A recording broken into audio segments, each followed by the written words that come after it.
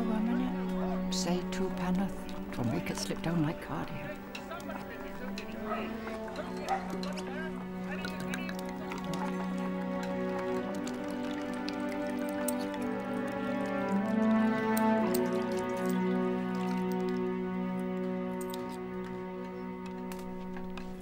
Michael, what about our lodging tonight? Just this one more. If we don't go soon, we'll have trouble finding anywhere. One more. You've had enough. Thank you, ladies and gentlemen. Now, who'll take this last lot for a song? A very promising broodmare, barely over 5 years old. Nothing the matter with her at all, except your left eye knocked out by a kick from another oss. Do I hear 2 guineas? I don't see why men who've got wives they don't want shouldn't get rid of them, as they do their old horses. Then we shouldn't put them up and sell them by auction, eh? I'd sell mine this minute if anybody'd buy her. There's them that take you up on that. Well, then, now's your chance. I'm open to an offer for this gem of creation. Michael, a joke is a joke, but you may make it once too often, mind. I mean it. All I want is a buyer. The woman's no good to me. Mike, this is getting serious. Anybody buy her? Well, I wish somebody would. Our present owner is not at altar I liken. No, you don't mind. Well, then, Susan, stand up and show yourself.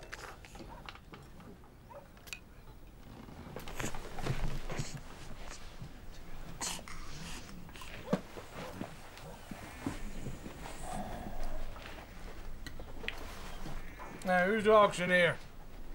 I am. Who'll make an offer for this lady? 5 shillings. No insults. Who'll say a guinea? Behave yourself, for heaven's love. Set it higher, auctioneer. 2 guineas. Higher. 3 guineas. Going for 3 guineas. Good Lord, she cost me 50 times that, if a penny.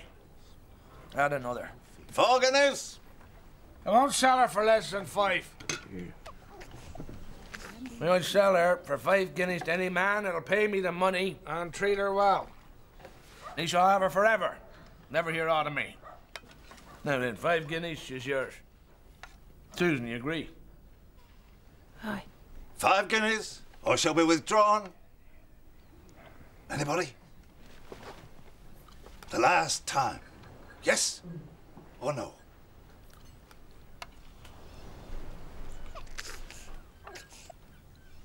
Yes. You say you do. I say so.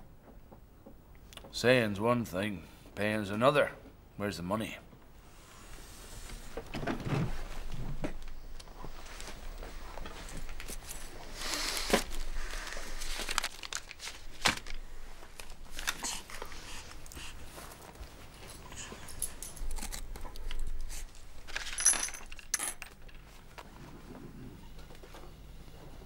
Michael, listen to me. If you touch that money, I go with the man and the girl goes with me. It is a joke no longer. A joke? Of course it isn't a joke. I take the money. The sailor takes you. It's on the understanding the young woman's willing. I wouldn't hurt her feelings for the world. She's willing. You swear?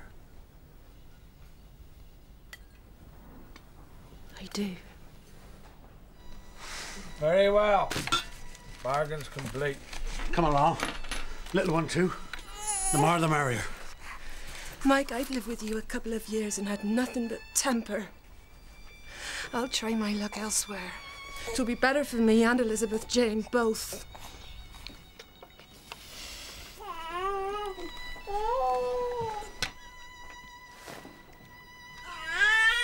Goodbye, Mike.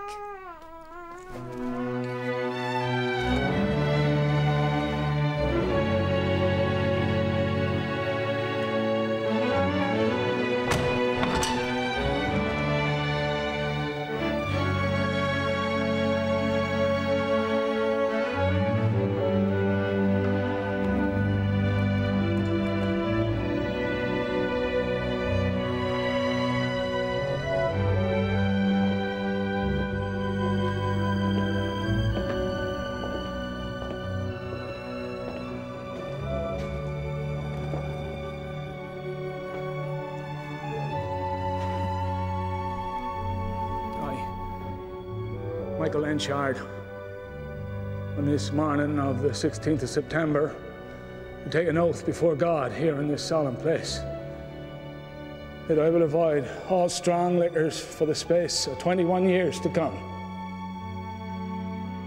And this I swear upon the book before me.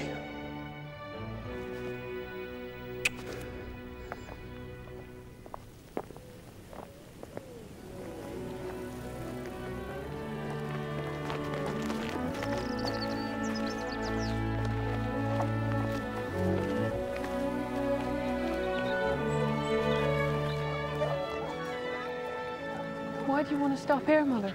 Thought we wanted to get on. Because it was here that I first met with my sailor. You first met with Father here? On such a day as this. And it was here that I last saw the relation that we are going to look for. Mr. Michael Henchard. What is his exact relation to us, Mother? Never clearly told me. He is a connection by marriage. Not a near relation. No. Did he ever know me? Of course not, Elizabeth Jane. Well, I shouldn't think it'd be much use asking after him here. I dare say you're the only one here today who was here all those years ago. I'm not so sure of that. She was here at that time. Mother, don't speak to her. Just a pennyworth, please. Just a bar of rum and it, say 2 penn'orth, 12, make it slip down like cardio.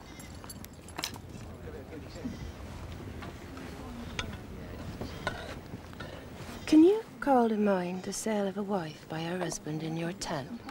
Was it done quiet like? Yeah, I think so. A wife sale? No. And yet I do. I remember somewhat of the sort. The man with a basket of tools. He auctioned his wife. The only reason I can mind the man is he come back year to next year's fair. And he said if a woman ever came asking for him, I was to say he had gone to... where? Somewhere. You don't remember? No, Lord's my life, I can't. Wait. I'm thinking. Where?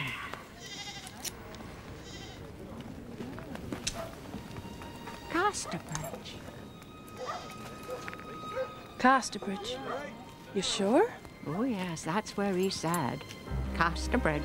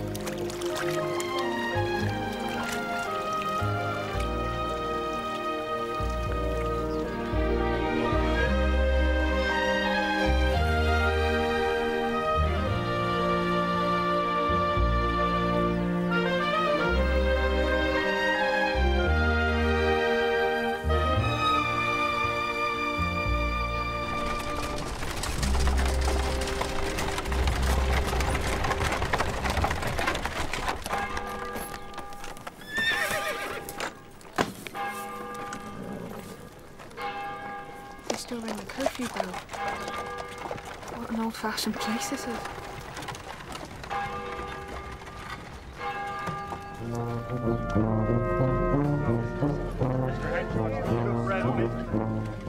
thought I heard a mention of a relative then. I thought they said Henchard. I thought so too. Shall I ask him? No, not yet. He may be in the workhouse or in the stocks for all we know. What's going on tonight? Come up here, you'll see. All the councilmen are having a great public dinner. And there you'll see the mayor, Mr. Henchard. Henchard? Aye.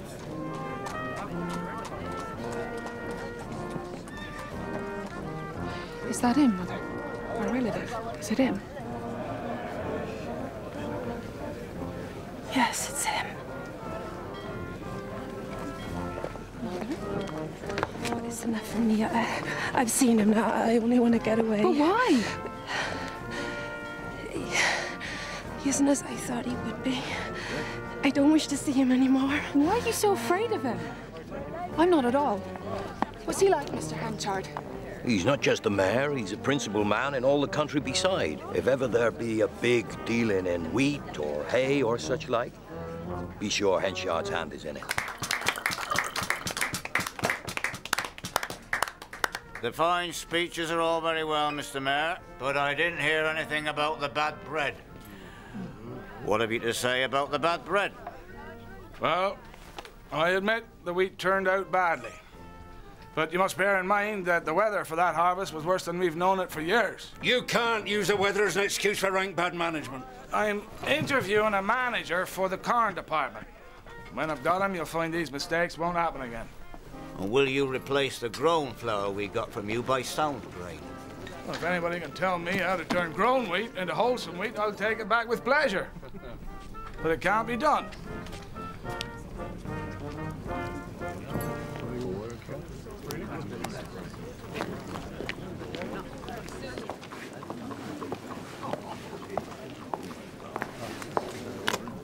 Excuse me.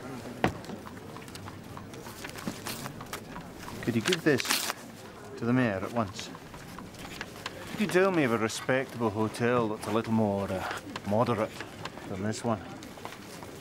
Well, they say the Three Mariners is a very good place, just along the way. Much obliged to you.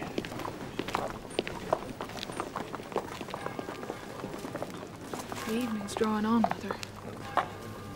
What do you think we should do now? We must find a place to stay the night. Should we go where that young man went? Seems respectable. Very well.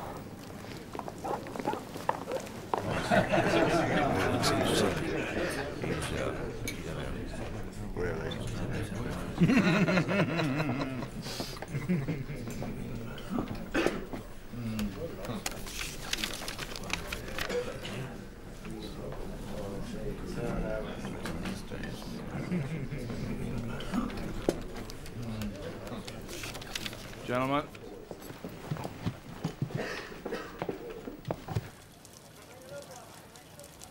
It's too good for us. We can't afford it. Oh, we must be respectable, Mother. We must pay our way even before we must be respectable. Mr. Henchard's too high for us to make ourselves known to him, so we've only got our own pockets to depend on. I know what I'll do.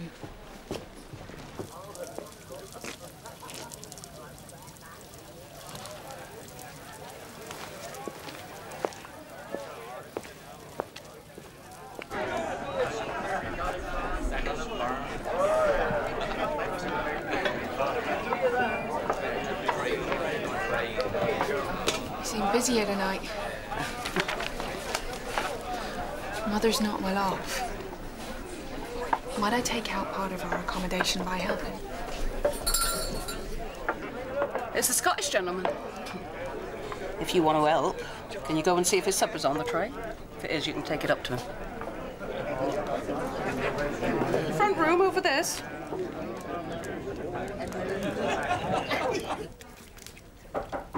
Coming.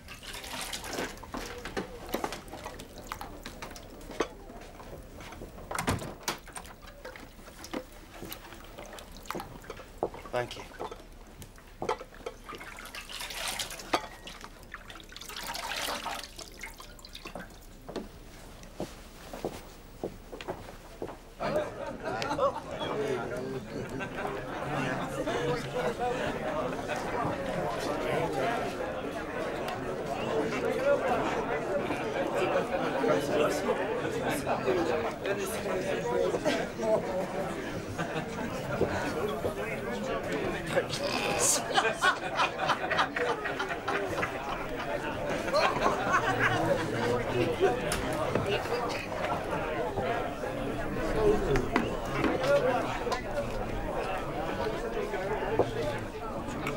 If you and your mother mean to have any suppers yourselves tonight, you'd better take them now.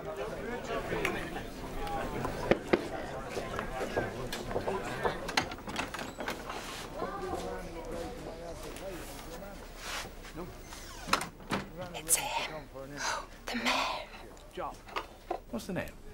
My name is Donald Farfrae. I'm on my way to Bristol and then to America. America? Well, then I'm truly grateful for the few words you wrote in that paper. Oh, it was nothing, sir. Well, there's a great deal of importance to me just now. This row about my grown wheat's put me to my wit's end. Is there really some way of restoring it? Well, it's impossible to restore grown wheat fully, but I do know of a process that will go some way toward it. I can show you by a sample in my bag if you like. A few grains will do to show you with.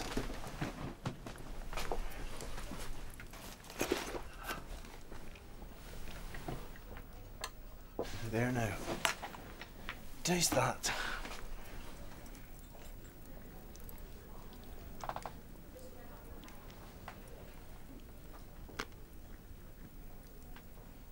It's complete. It's quite restored. Well, nearly. It's quite restored enough to make good seconds out of it. Well, sir, that's the process. I'll be only too glad if it's of service to you. I tell you, young man, you've saved my credit. What shall I pay you for this? Oh, no. Nothing. Nothing at all. Saw you were in difficulty. They were hard on you. I shan't soon forget this. You're foreign, Farfrae. It's like my poor brothers. Now dead and gone. What of that? I ain't bad at science, Farfrae. A rule of thumb sort of man. You're just the reverse, I can see that. I need a good manager. And if you will accept my offer, you shall manage the corn branch entirely and receive a commission in addition to salary. You're liberal. You're very liberal. But no. No, it cannot be. I'll leave tomorrow. Will you not share a drink with me,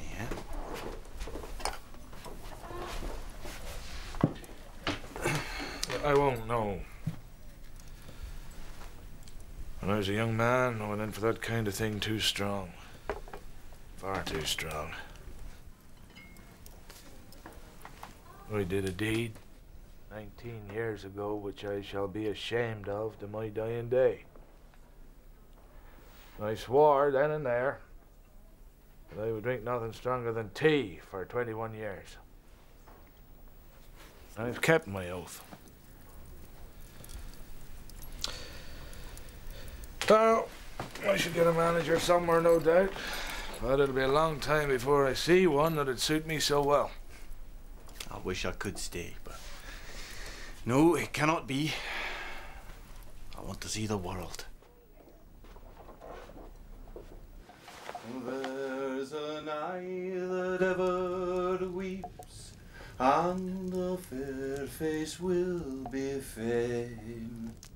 As I pass through Annan water, with my bonny bands again, when the flower is in the bud and the leaf is on the tree, the lark shall sing me hame to my ain country.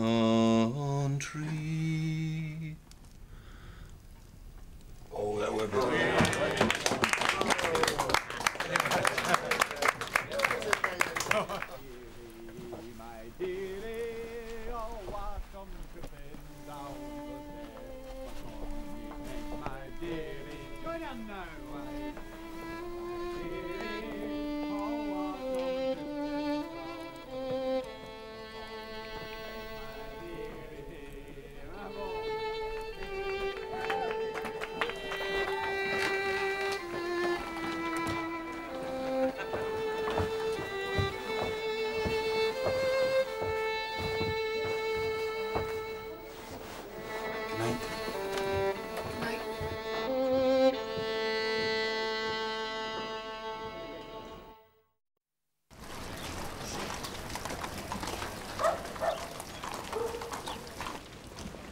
Morning to you, sir. Morning. Morning, sir. You're off soon, I suppose? Almost this moment, sir. Shall we walk up together? Yes. Yes, if you wait a minute.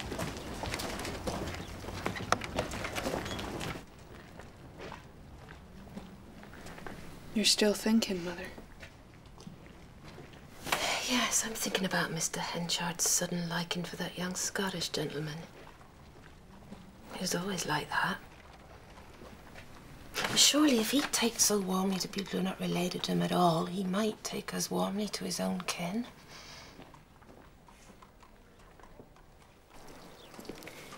Young lad, you should have been a wise man and stayed with me.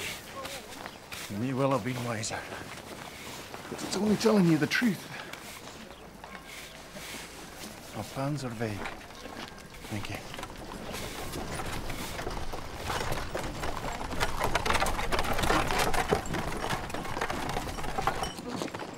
I shall often think of this time, how you came at the very moment to throw some light in my difficulty.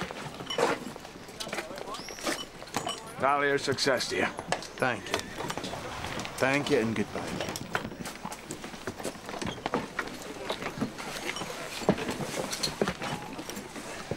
Look, I'm not the man to let a cause be lost for want of a word. And before you're gone forever, I'll speak. Once more, will you stay? There it is. Join me. Name your own terms, I'll agree to them willingly. For hang it, Farfrey, I like you well. I never expected this. I didn't know it. It's Providence. Should anyone go against that, huh? No. Nope. I'll not go to America. I'll stay. I'll stay and I'll be your man. Done. Just say that his relative Susan, a sailor's widow, is in the town. Just say that. Yes, Mother. See how he responds. Don't ask him if he remembers me. No, Mother. And if he doesn't, don't press him. Just say that we will not intrude on him and that we will leave as quietly as we have come. And if he does remember? Well, then in that case, you ask him to write a note saying when he will see us. Or see me. Now, you tell him that I fully know I have no claim on him. That I'm glad to find he's thriving. And that I hope his life may be long and happy. There. Go.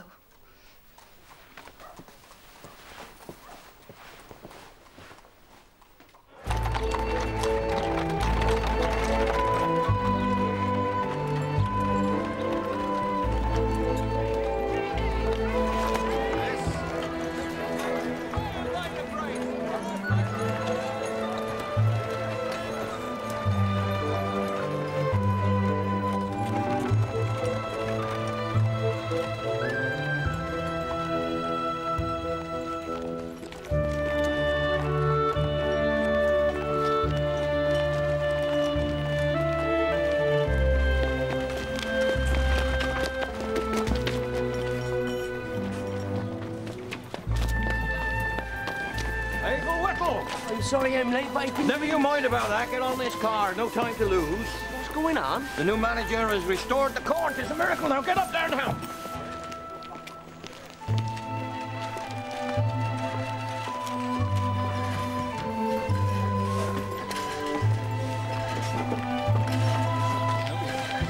Yes, you've him in the office there. Yes, miss, what is it? I was hoping to see Mr. Henchard. Yes, he'd be engaged for a few moments, but I'd be much obliged if you could wait for him outside the office. Thank you.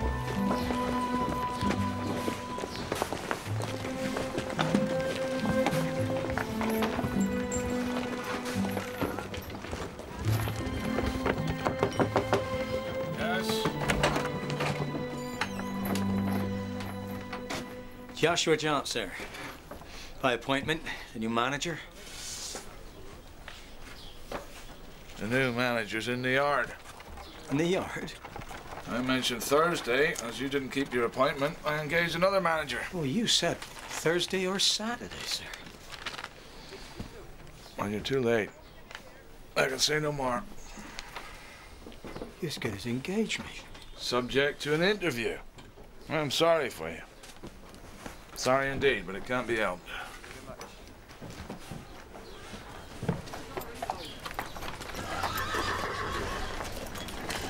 Go in now.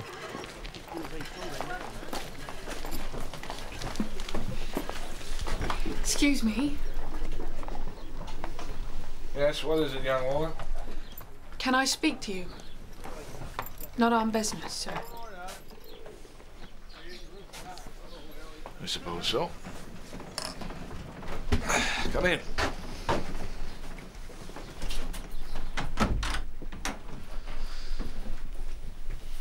Well? I am sent to tell you, sir, that a distant relative of yours by marriage, Susan Newson, a sailor's widow, is in the town, and to ask whether you would wish to see her. Susan still alive? Yes, sir. And you, her daughter? Yes, sir. Her only daughter. What do you call yourself? Your Christian name? Elizabeth Jane, sir. Elizabeth Jane. Elizabeth Jane Newson, sir. Elizabeth Jane Newson.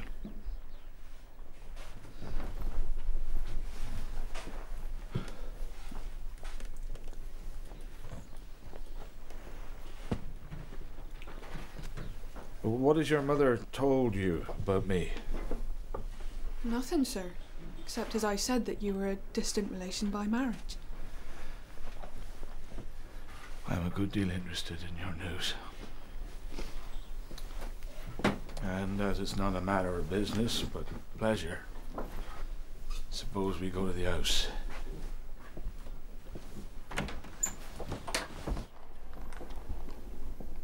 Sit down. Elizabeth Jane. Sit down.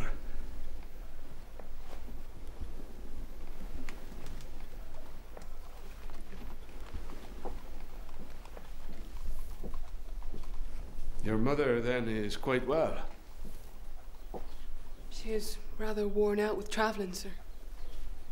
Sailor's widow. When did he die? Father was lost last spring. Where were you living? In Portsmouth, sir. Portsmouth? I thought Susan was living abroad.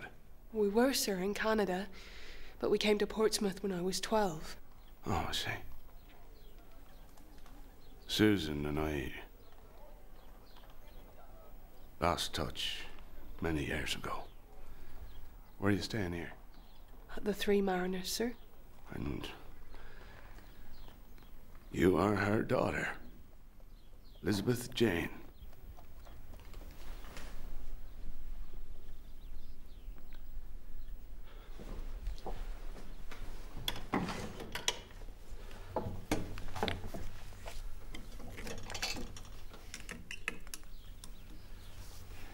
You must take a note from me, dear mother. What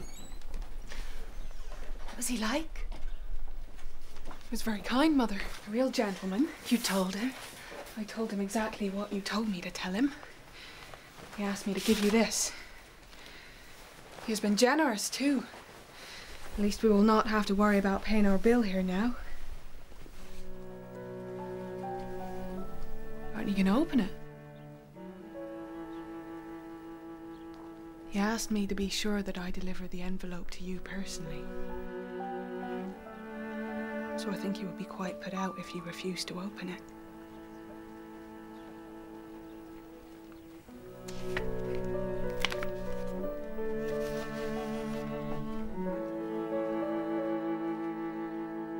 Meet me at 7 o'clock this evening at the Ring on the Budmouth Road. I can say no more now. The girl seems to be in ignorance. Keep her so till I've seen you. Mike.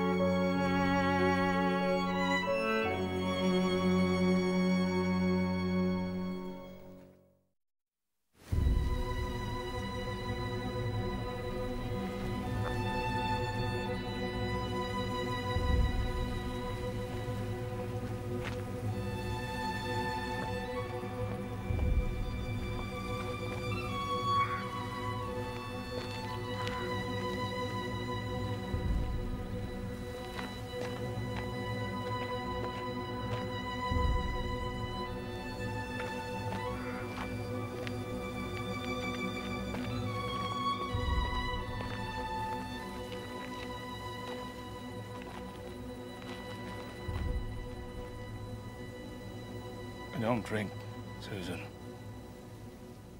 Here, I don't drink now. I haven't since that night. Why did you keep silent all these years? I took every possible step to find you. I thought I owed him faithfulness till the end of our lives. I believed that there was something solemn and binding in the bargain. I meet you now only as his widow. I consider myself that, and that I have no claim on you. Had he not died, I should never have come, never. Of that you may be sure.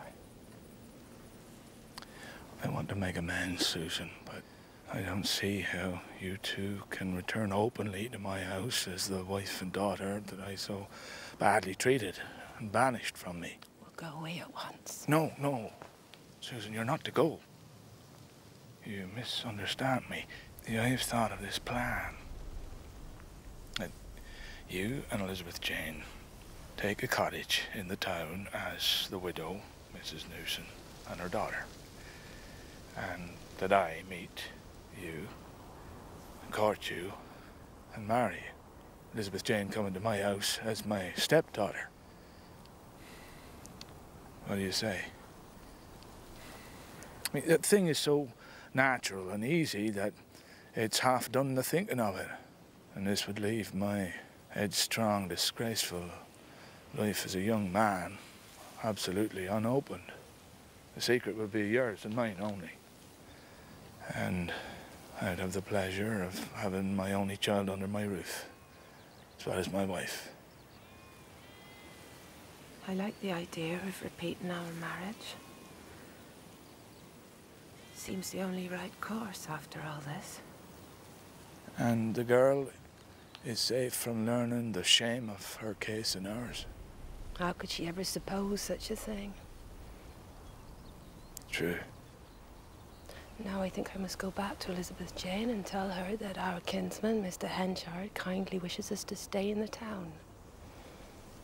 Just one word more. Do you forgive me?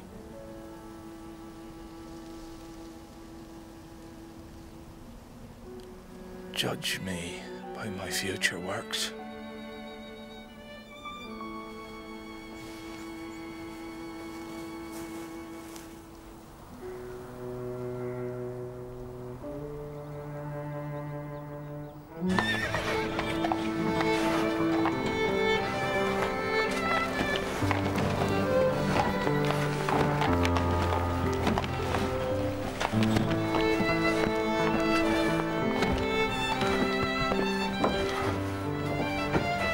Shall do no more tonight. Time enough tomorrow. Come indoors and have some supper with me.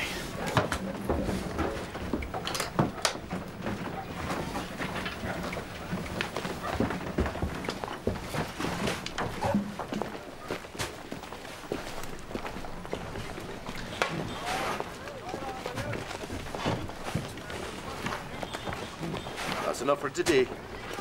Thank you, everybody. I'd like to speak to you, Farfrae, on a family matter. May seem odd, but damn it all, I'm a lonely man. I've no one else to talk to. Why shouldn't I talk to you? I'd be glad to hear it, if I can help. Would you think me a married man? I had heard in town that you were a widower. Right.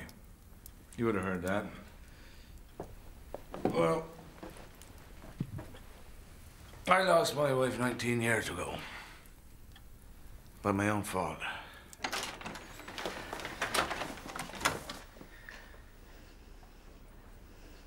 He wishes us to stay. To stay? He wishes us to have a cottage of our own here in the town. Mother.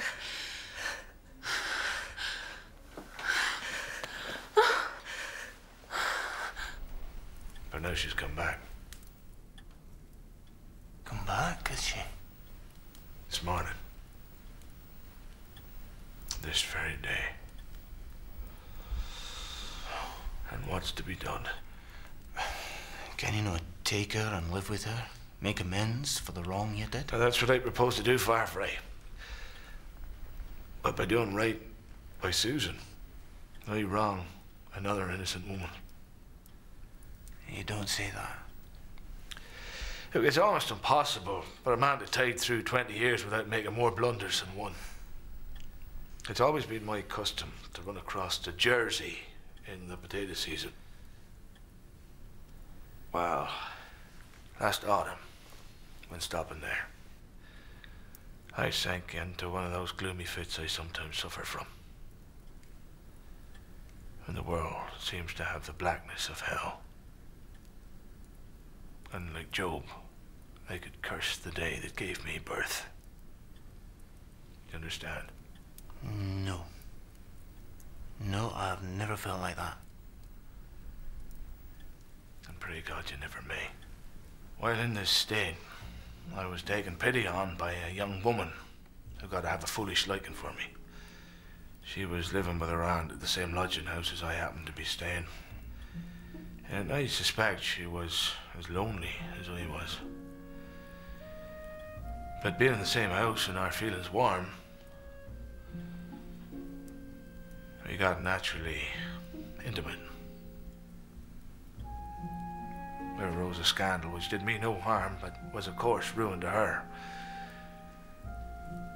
It's enough to say that we honestly meant to marry. So I decided I would try to make reparation by asking her if she would run the risk, very slight I believed, of Susan being alive and marry me. And we should no doubt soon have been married. But now Susan appears. And as it stands, I must bitterly disappoint one of these women. And it is the second. My first duty is to Susan, there's no doubt about that. But I feel I should like to treat the second as kindly as a man can in such a case. You must write to the young lady. And in your letter put it plain and honest.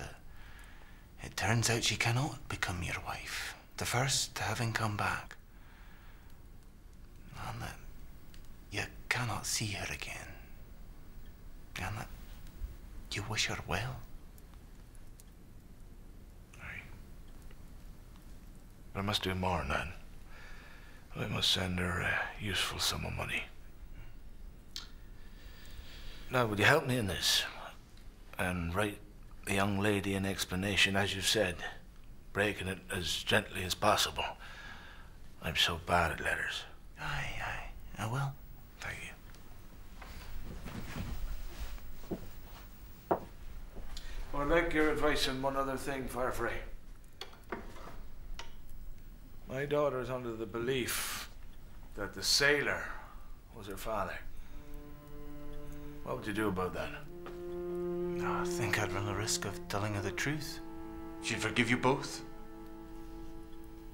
No, I feel as her mother feels. We cannot proclaim our disgrace to the girl by telling her the truth. Never.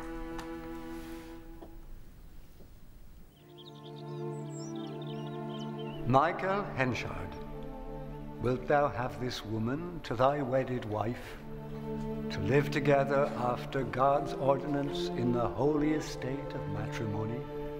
Wilt thou love her, comfort her, honor and keep her in sickness and in health, and forsaking all others? Days me, if I ever see a man wait so long to take so little, there's a chance for thee after this, Nance Mugridge. Be cussed if I'd marry any such as he, or they either. How's this, Mother Cookson? Here's Mrs. Newson, a mere skellington, has got another husband to keep her, while a woman of your tonnage have none. I have not, nor another to beat me. 'Tisn't worth my old while to think of another husband. There's a bluebeardy look about him. 'Twill out in time. She'll wish her cake dough before she's shut of him. So long as ye both shall live. I will.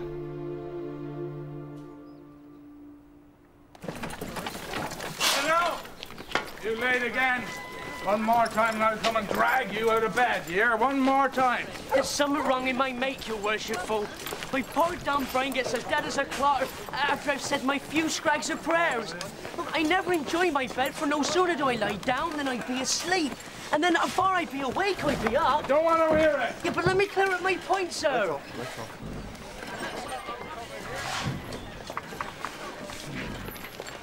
Well, he asked me, and he questioned me, and then he wouldn't hear my points. Farfrey, I'm fond of you, but we are very different men, you and I, are we not? I suppose we are, but... But what of it? Right? Aye. Good day to you, Mrs. Henchard. Good day to you, Mr. Farfrey. And Miss Newson. Good day, sir. Going out? I'm going to the bookstall. For some improving reading, no doubt. There's lots of room for improvement, sir. She's quite the little lady, eh, Farfrey? Yes. She's a quiet girl, but deep. Aye, she is that.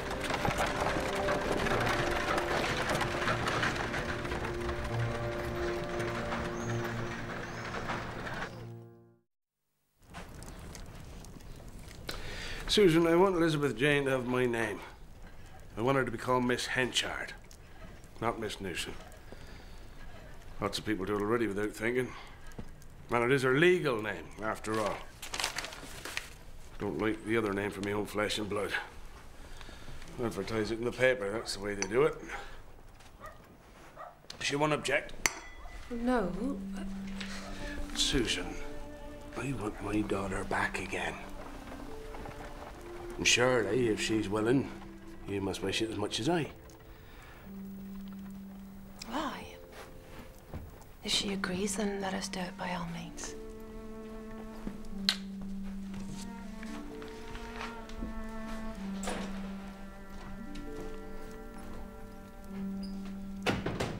Seems to mean a lot to him, Elizabeth. But, Mother, is it not a slight upon Father now that he's dead and gone? He's beyond hurt now. What matters more than anything to me is that you get the chance in life that you deserve. What do you want me to do? It's not up to me. You must make up your own mind. I'll think about it, Mother.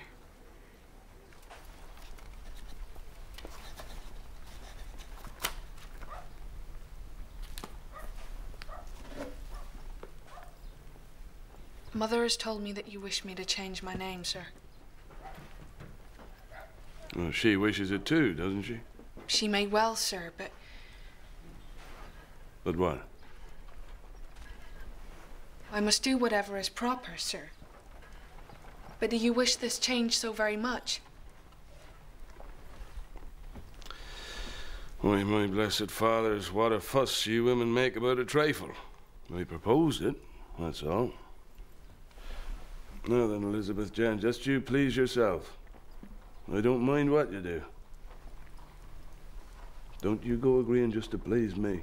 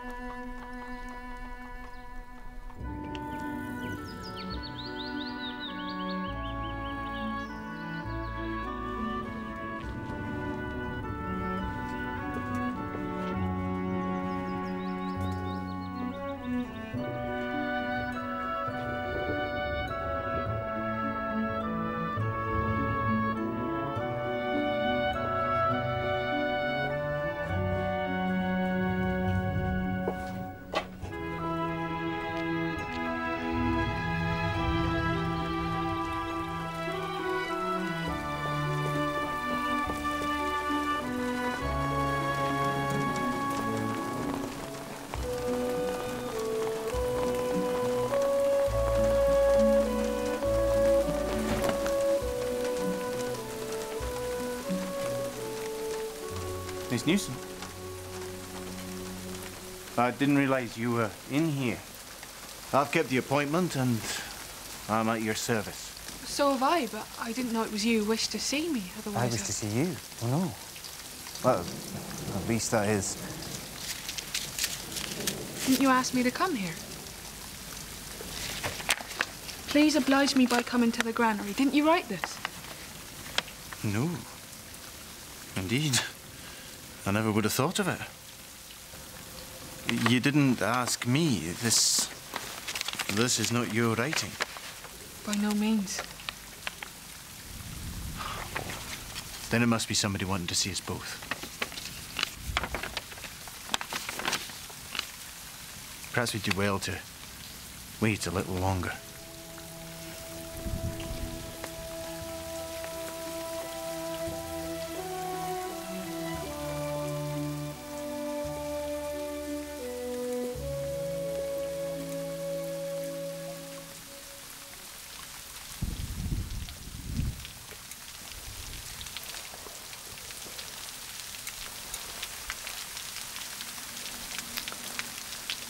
It doesn't look as if the person is coming.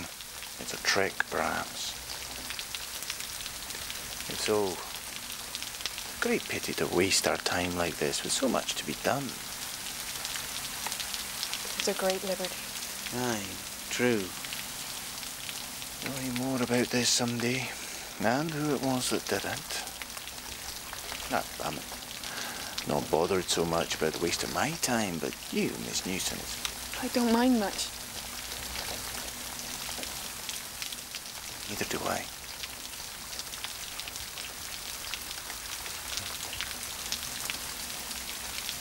You're anxious to return home to Scotland, I suppose, Mr. Fawfray. No. No, why would I be? I only supposed you might be from the song I heard you singing at the Three Mariners about Scotland and home. I mean, but you seem to feel so deep down in your heart that we all felt it for you. I did sing that, but Miss Newson, it's well to feel a song for a few minutes, and your eyes, they get quite tearful. But you finish it, and for all you felt, you don't mind it or think about it again for a long while. But no,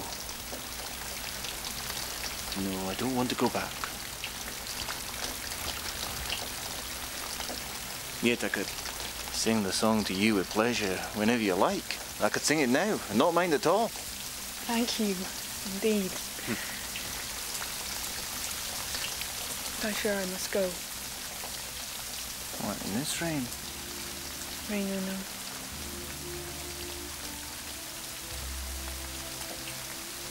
Aye. Aye.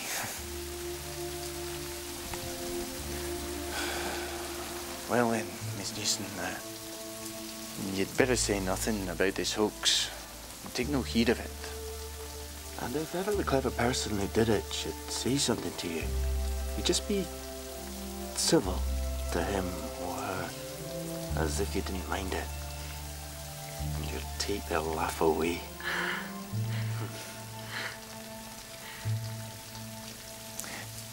I don't know if you've realised it, but you've got husks and dust all over you.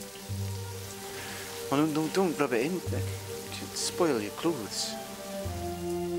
Blowing is best. Here, let me help you. Thank you.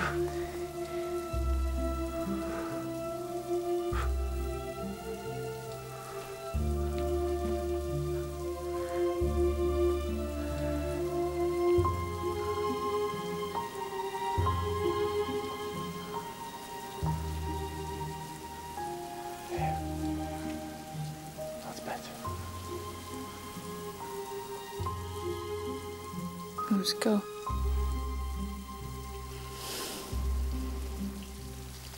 Aye.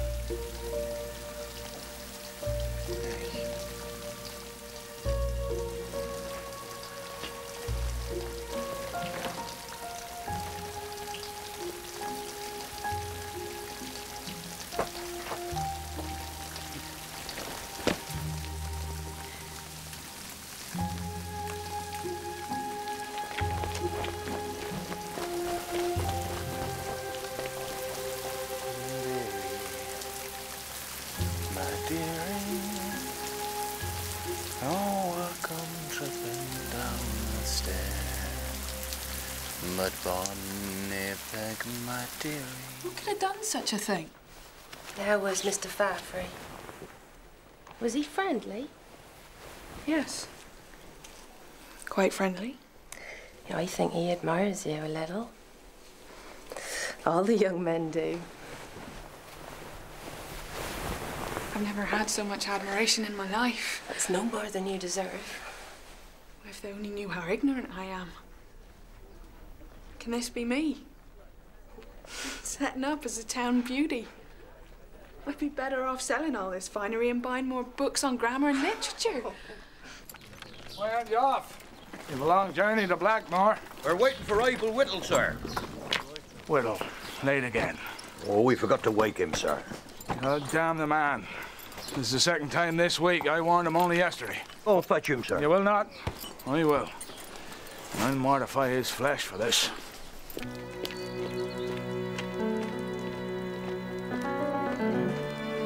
Whittle! Get to the granary this instant, or you leave my employ today. Uh-oh. Never mind your breeches! Get to work!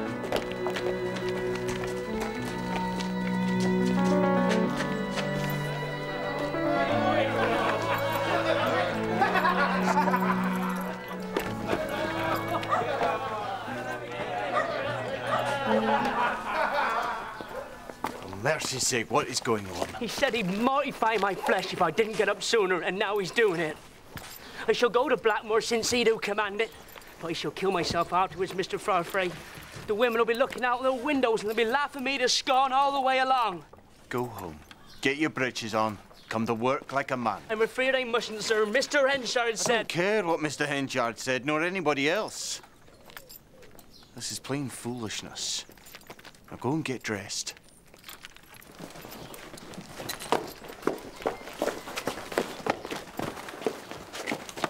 Who's sending him back? I am. I say this joke's been carried far enough. I say it hasn't. Get up in the wagon, Whittle. Not if I'm manager. Either he goes home, or I march out of this yard for good.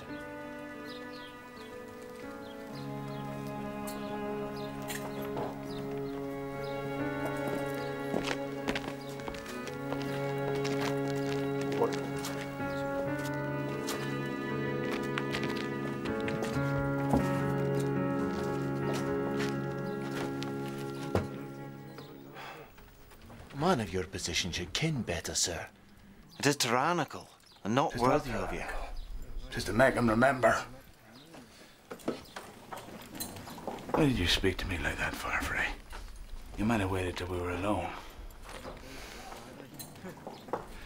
I told you the secret of my life. I had forgot it.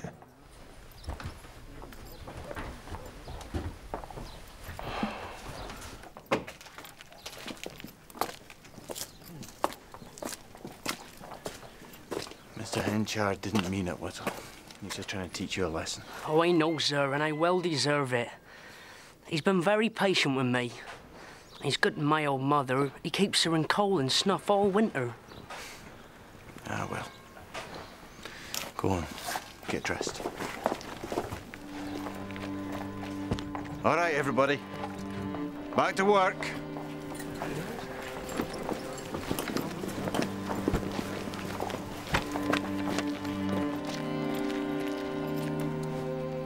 The hay has been delivered, sir. Do you want it stored on the ground or in the upper floor, sir? Ask Mr. Farfrey. He's the master here.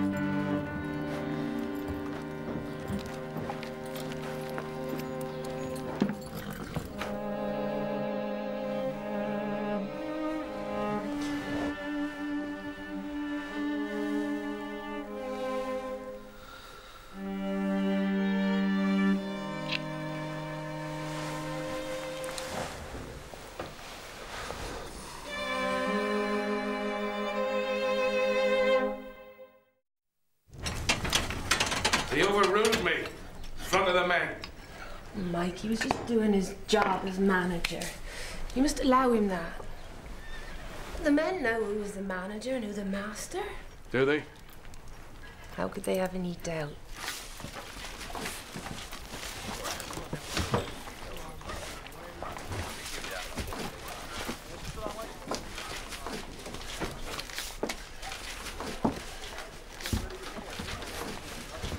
You're not yourself today. I'm very well.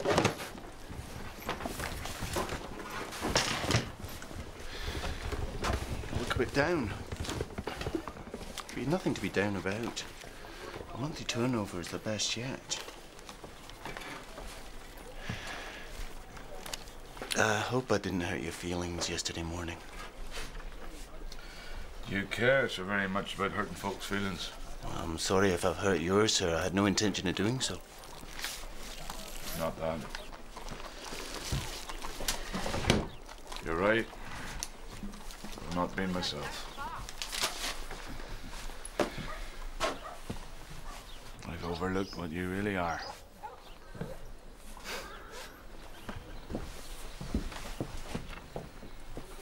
Oh, before you go, might I ask a favour of you?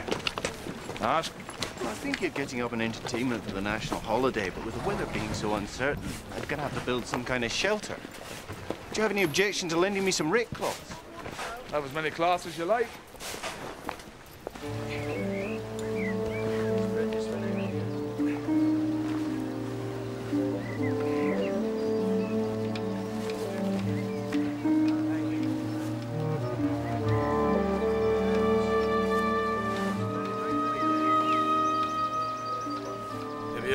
Gentlemen, that a national holiday is planned to celebrate the 10th anniversary of the birth of Prince Edward.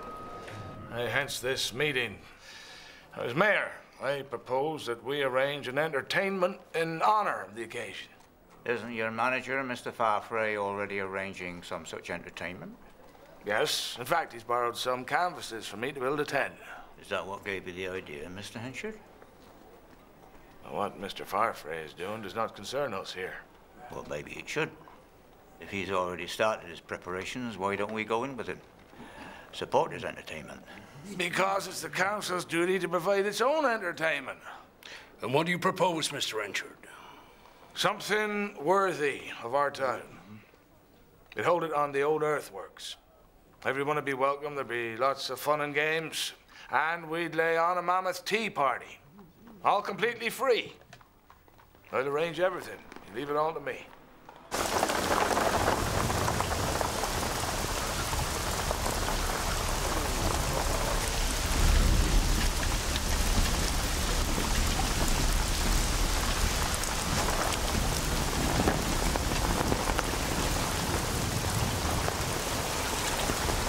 You best go home, Susan. You'll catch your death sitting there.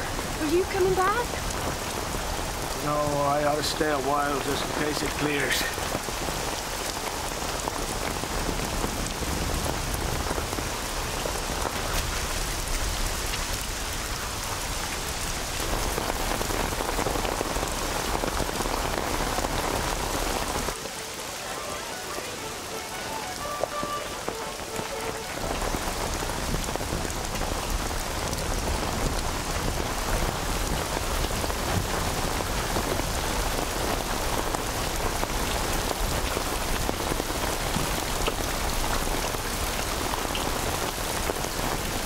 Finished now. The entertainment's over. The food can be distributed among the poor people of the town.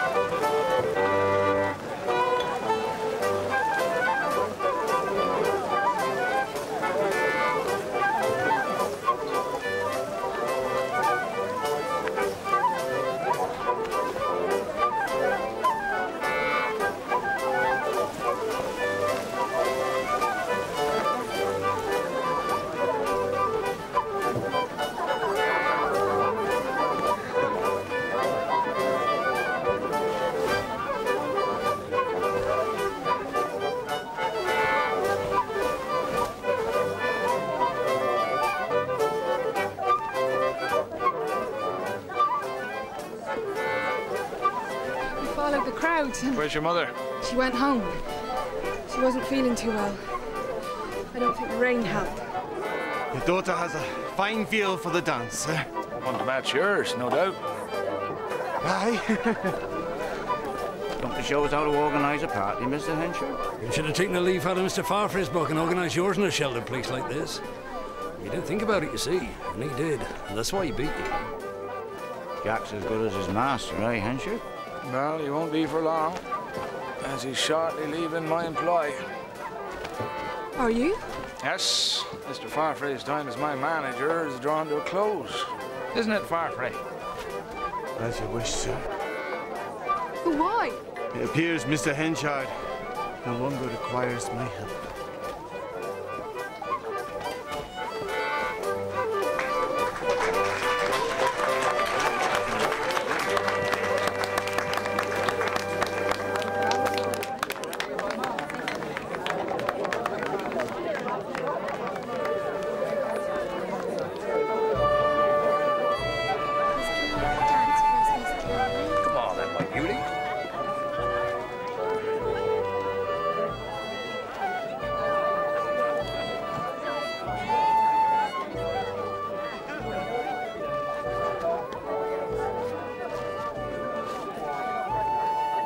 Why must you leave? Oh, it was merely a matter of business. Nothing more. I was hoping to have another dance with you. I'm sorry, but I must go. Would you mind if I walked you home?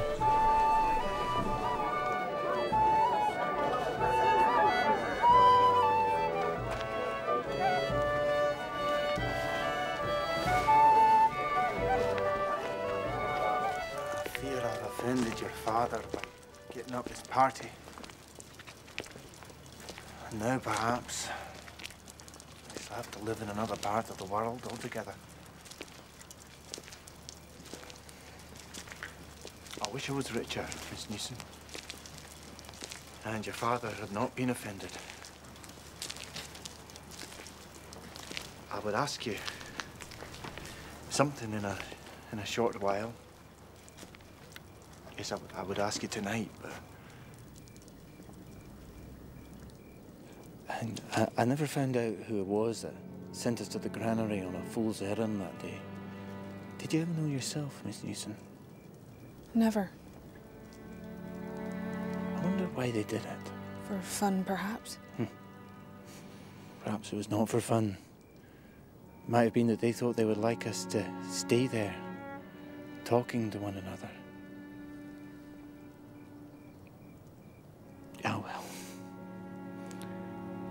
I hope you Castarbridge folk will not forget me if I go. I'm sure they won't. I wish you wouldn't go at all. Now I'll think over that.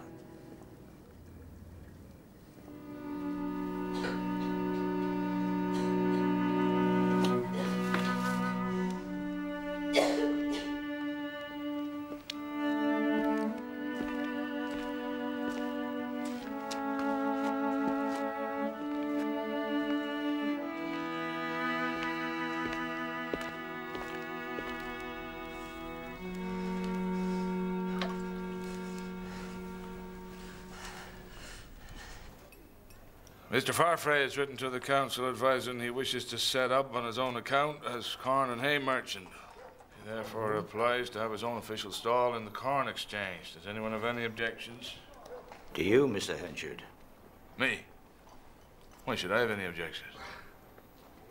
The man's a friend of mine. I'm a friend of his. Or if not, then what are we? If I've not been his friend, then who has? Didn't he arrive here without a sound shoe to his foot? And I helped him to money or whatever he wanted.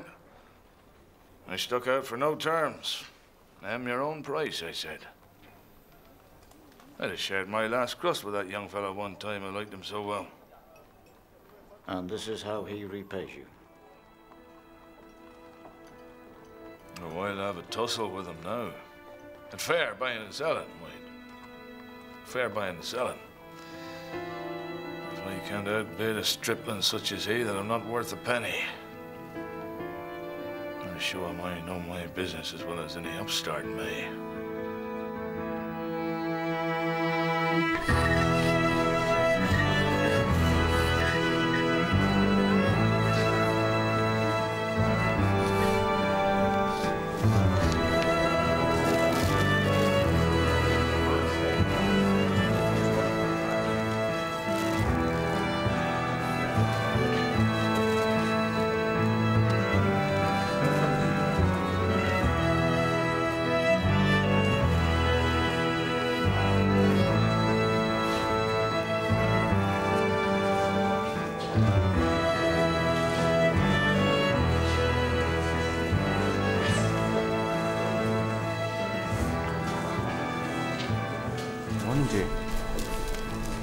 I'm delighted you've set up on your own.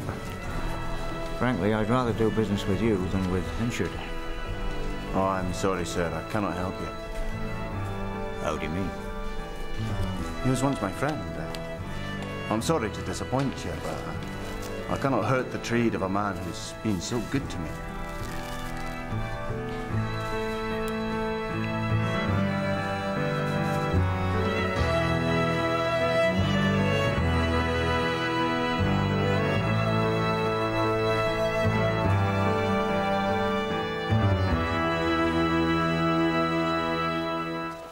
I must speak to you, Elizabeth Jane, on a matter that concerns the family. Yes? Nothing to find fault with. I only want to caution you, my dear. That man, Farfrae, it's about him. Now, I've seen him talking to you 2 or 3 times. He danced with you at the entertainment and walked you home. No blame to you, but just hearken. Have you made him any foolish promise? No. I've promised him nothing. Good. I particularly wish you not to see him again. Very well, sir. You promise? Yes. If you much wish it. I do. He's an enemy to our house.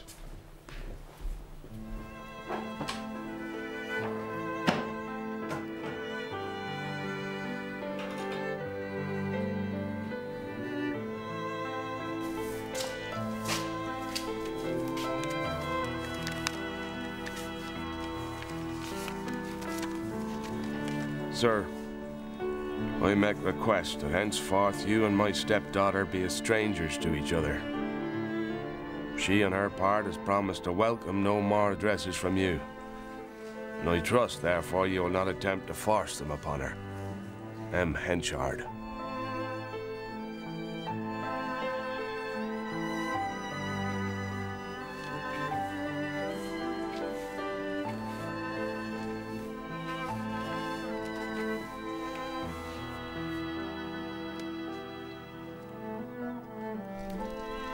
He'll never change. He's making an enemy of Mr. Farfrae when he could have had him as one of the family. Which had been my dearest wish. Do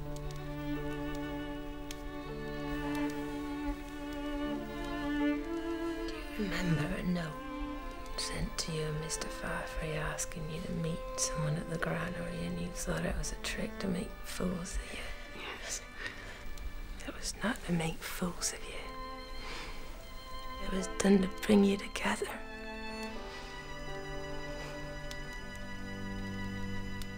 I did it. Why? I wanted you to marry Mr. Farfrae. But what reason? Oh, I had a reason. It will out one day. I just wish it could have been in my time. Mother, don't talk like that. There. Nothing is as you wish it. Henchard hates him. Perhaps they will one day be friends again. I don't know. I don't know. All that matters to me now is to see you settled before I go. There's something I must write. Fetch me a pen, Elizabeth, and some paper.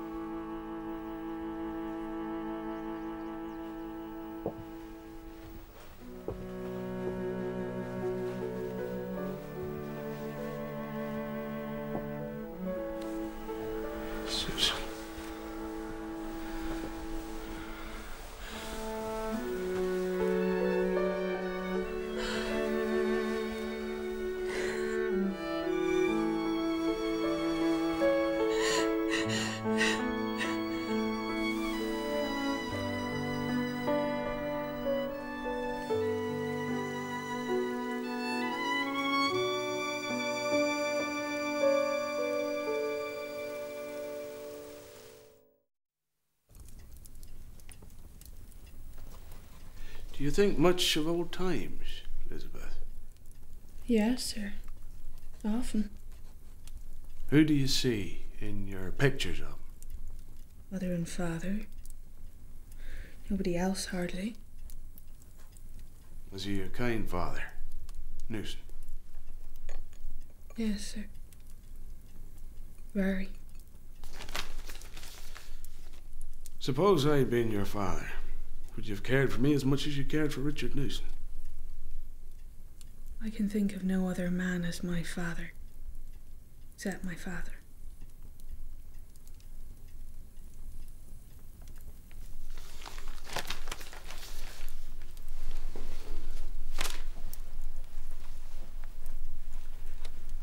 What did your mother tell you about me? My history? That you were a distant relation by marriage, sir. Then she should have told you more. And my task would not have been such a hard one.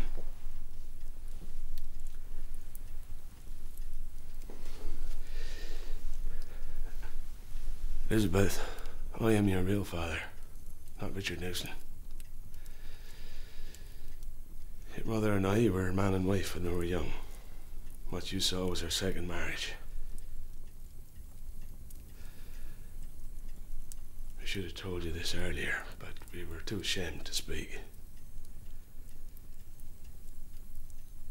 And I'd rather have your scorn, your fear, anything other than your ignorance of the truth. It's that I hate.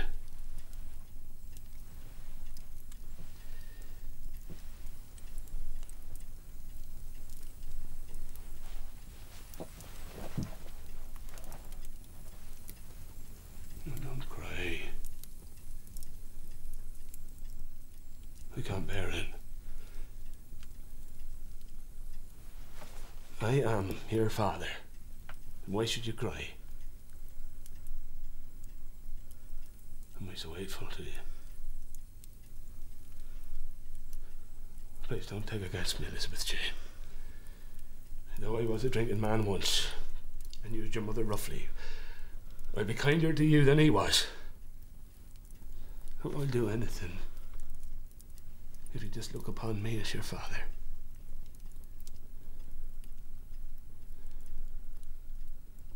It was I that chose your name.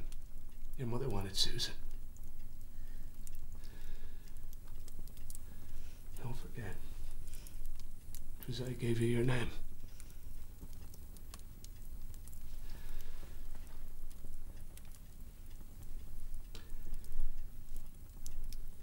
One word more.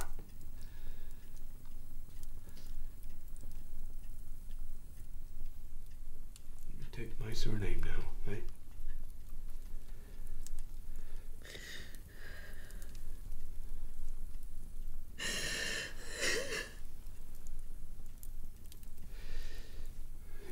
against it, but 'tis legally yours.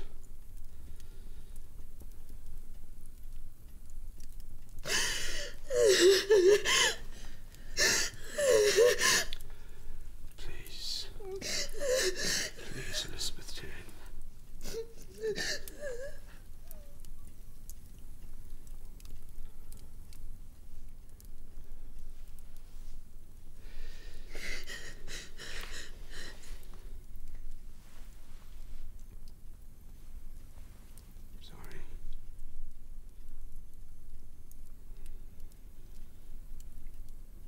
Can you let me put a few words into the newspaper? It's such as to be your name.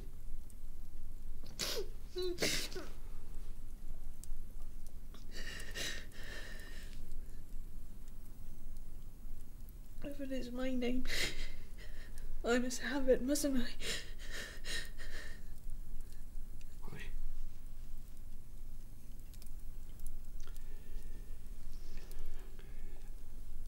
Draw up a paragraph, as I shall tell you. You need a light. We can see by the firelight. Hey, very well. And when you're done, I shall hunt for documents that'll prove that all I said to you is true. Now, this is to be addressed to the offices of the Kastърбридж Chronicle.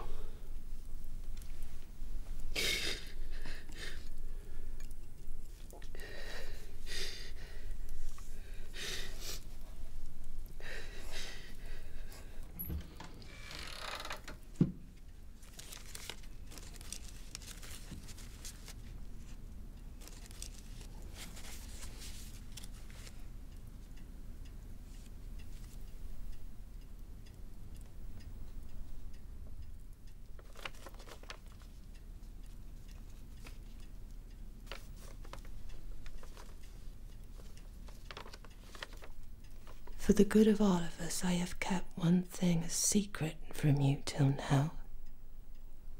Elizabeth Jane is not your Elizabeth Jane, the child who was in my arms when you sold me.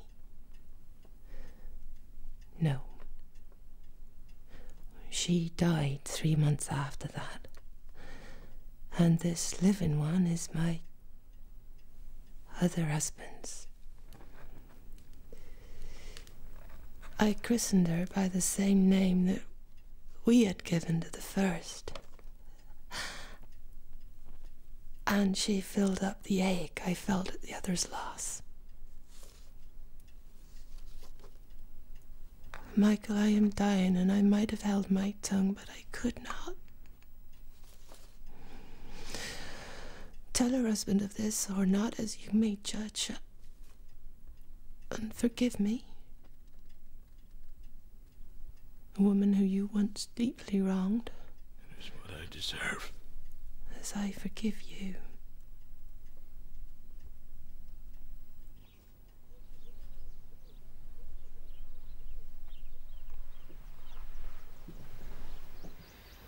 Father?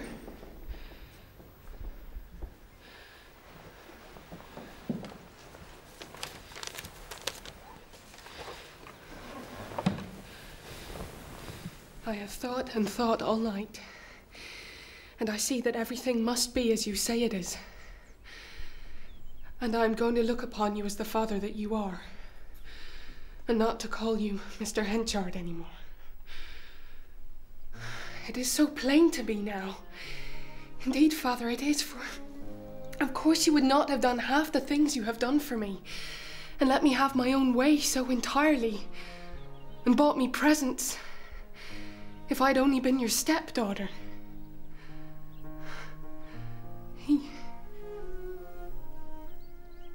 Mr. Newson, and my poor mother, married by such a strange mistake, was very kind. So very kind. But that is not the same thing as being one's real father, after all.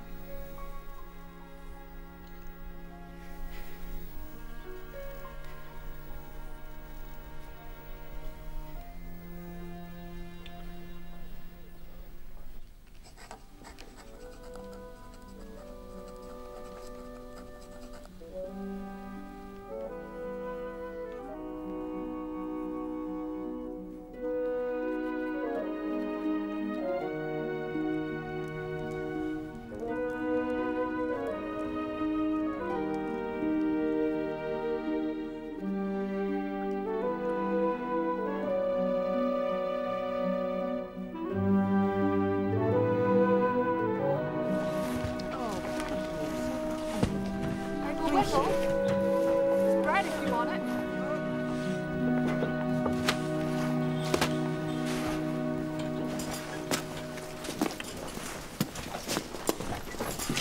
Elizabeth, haven't I told you 50 times? You thank the servants for everything they do for you when I'm paying them £12 a year to do it.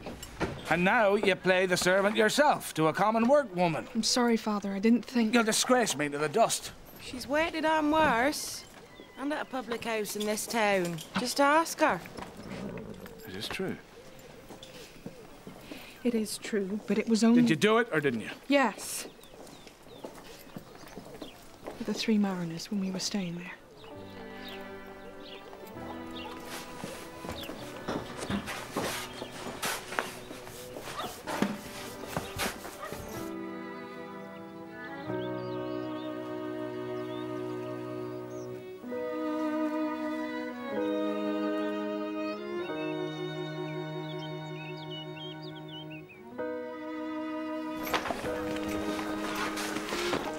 Dining alone tonight, as I'm having dinner at the King's Arms. Very well, Father. Not that I'm looking forward to it. Now that my term of office as mayor has come to an end, it seems I'm not even to be numbered among the aldermen. Whatever the reason, my course is not upward. Perhaps that may change. I doubt it.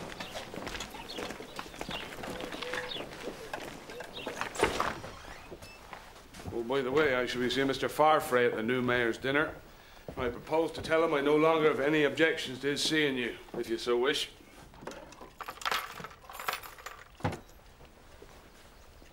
So, where have you been today? Been strolling in the walks in the churchyard till I feel quite leery. Leery, indeed. I won't have you talk like that. I would think you worked on a farm.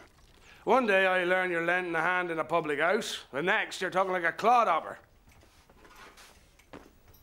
If it goes on, this house won't hold us two. Farfrae, a word with you. On consideration, I don't wish to interfere with your courtship of Elizabeth Jane, if you care for her. I do. And I withdraw my objection, except on this. That the business be not carried out in my house. I leave it to you.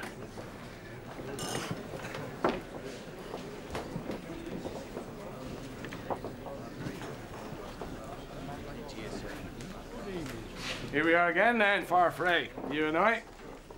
The place where my career started its downward course. My career? Nay. My life.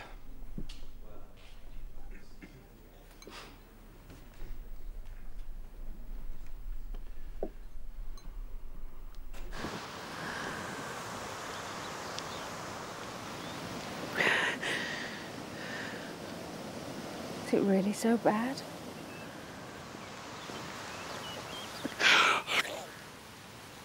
I can't tell you. I can guess how it is with you. That was your mother. My mother and my only friend.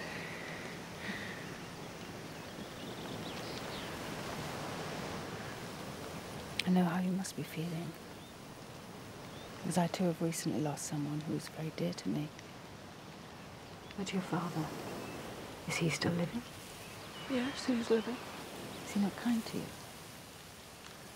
I've no wish to complain about it. It is for your good and mine that I'm leaving Jersey for Kastърбридж.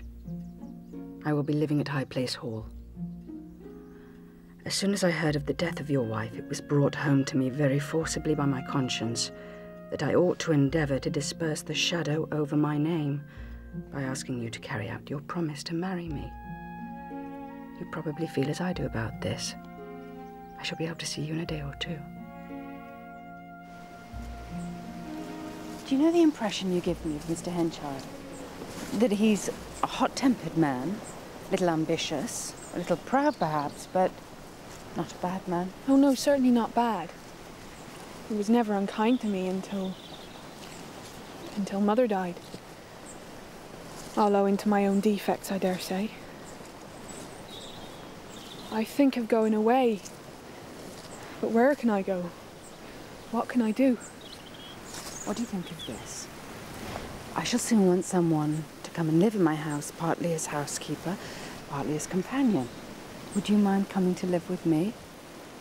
Unless... Yes. Yes, I would do anything to be independent. And then perhaps my father might get to love me. But... What? Well, I am not accomplished. And a companion to you must be that. Well, not necessarily. But I can't help using rural words sometimes when I don't mean to. Never mind, I should like to know them. And I shan't do. I learned to write round hand instead of lady's hand. And of course you will want someone who can write that. No. What, not necessarily write lady's hand? Not at all. Well, where do you live? In Kastърбридж. Or rather, I shall be after 12 o'clock today. I'm moving into High Place Hall. The hall? You know the place? Everybody knows High Place Hall. Now, will you think over my proposal and meet me here at the same time tomorrow? Yes. Yes, I will. Father, do you have any objection to my going away? Going away? No, none whatever. Where are you going? I have the chance of a place in a household where I can have the opportunity to study and get more cultivated. Then make the best of it in heaven's name. If you can't get cultivated where you are. You don't object? No, not at all. It better be done properly. I'd like you to have a small annuity, so as to be independent of me, and so that I can be independent of you. Would that please you? Certainly. I'll see to it without delay.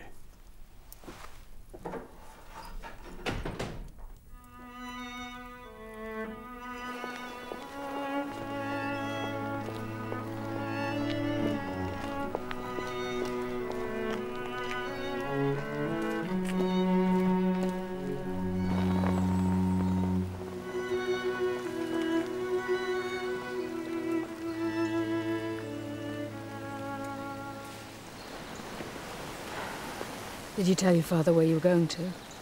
No. Oh. How was that? I thought that... Well, never mind. Dare say he'll know soon enough. It was just that I thought it best to get away first, since his moods are so unpredictable. And perhaps you're right. Can you come today? Today? I think I might be able to. Well, I'll expect you sometime today then.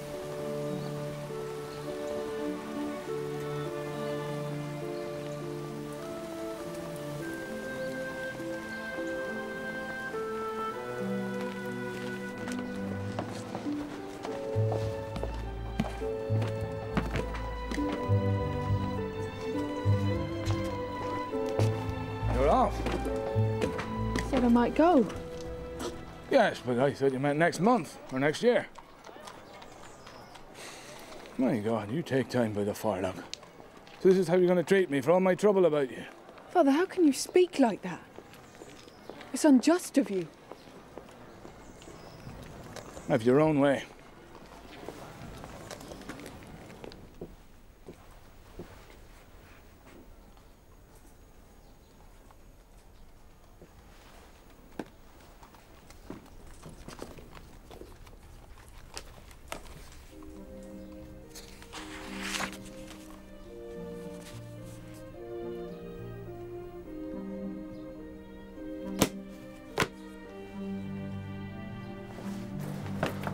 Elizabeth,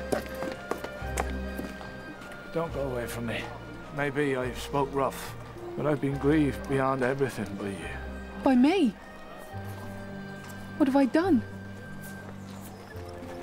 I can't tell you that now. But if you stop and go on living here, I'll tell you all in time. Father, I think it best first that I go now. I need not stay long. I shan't be far away, and if you want me badly, I can soon come back again. You'll not be gone far, you see. What'll be your address, in case I should wish to write to you? Or am I not to know? Certainly. It's only in the town. Where? High Place Hall.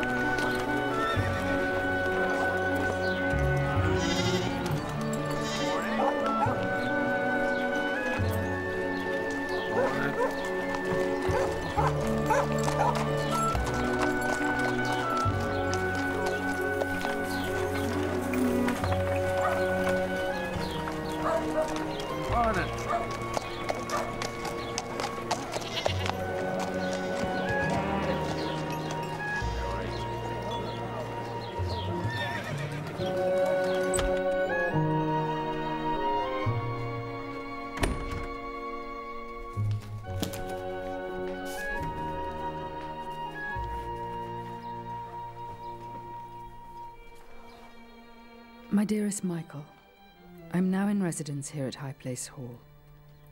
My good Aunt Templeman, the banker's widow, has lately died and bequeathed some of her fortune to me. I have taken her name as a means of escape from mine and its wrongs.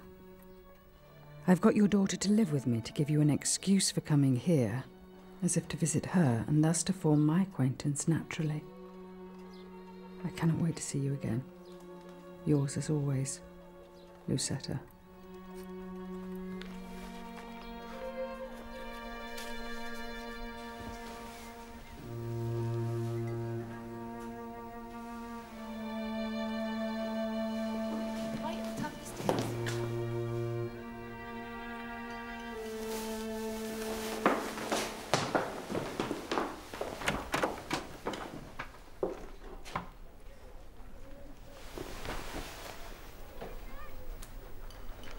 Sorry, Mum.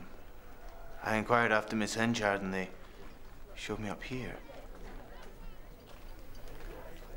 Have I come to the wrong house? Oh, no, sir. Sit down, sir. You must come and sit down now that you're here. Miss Hенchard will be here directly.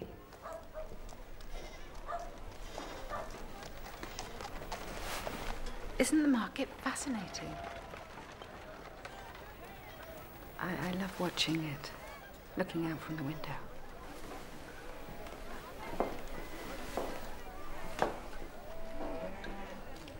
Do you look out often? Yes, very often. And do you look for anyone you know? I look at it just as a picture. I may do so now. I may look for you. I mean it seriously. But it is lonely, looking out at a crowd of people and not knowing anyone. You feel lonely? Nobody knows how lonely. I came here thinking I should like to live here, but I wonder. Where do you come from, ma'am? The neighbourhood of Bath. And I from near Edinburgh. But a man must live where his money is made. And I've done well here. I bought wheat in the autumn when the price was down, and then afterwards, when it rose, I sold off at a profit. It's knowing when to buy, when to sell. That's the art of it.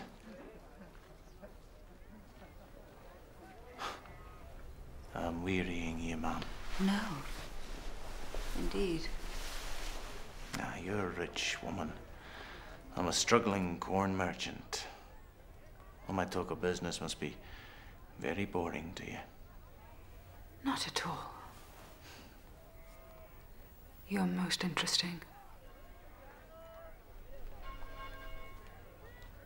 Talking of business, I had an arrangement to meet with a customer. Well, then you must go. Must you not? Yes. You'd better go. Or you'll lose a customer. Now, madam, you'll make me angry. Then suppose you don't go, but stay a little longer.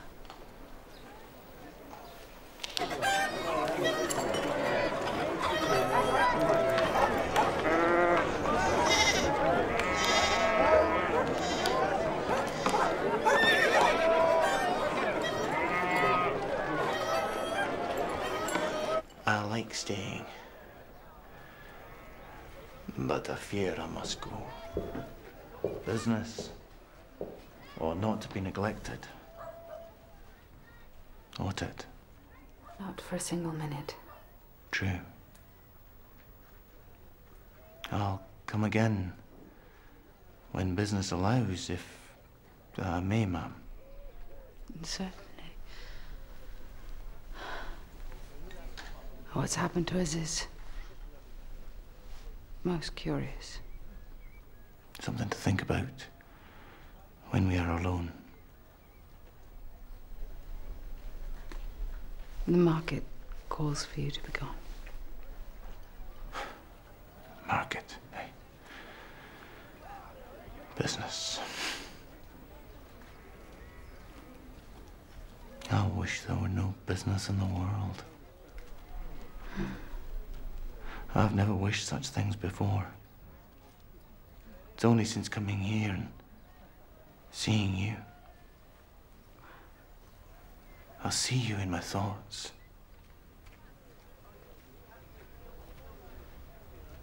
Well, I'll go.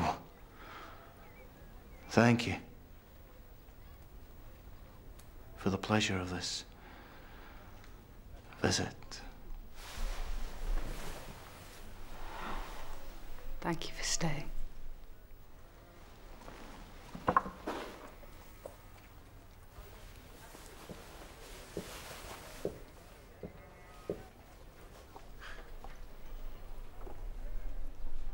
Maybe I'll get into my market mind in a few minutes, but I don't know.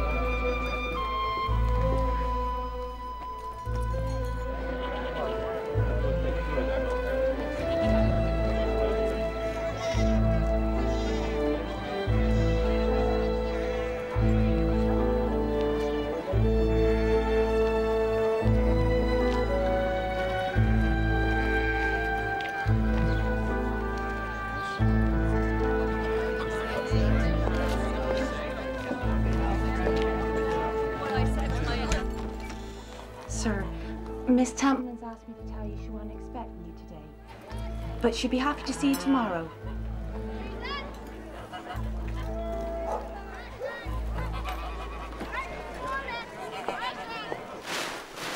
What do you think? They're lovely. But which am I to wear? Settling upon new clothes is so trying. You are that person or you are that totally different person for the whole of the coming spring. And one of the two, you don't know which, may turn out to be very objectionable. I wouldn't think so hard about it. I think I'll be cherry-coloured this spring.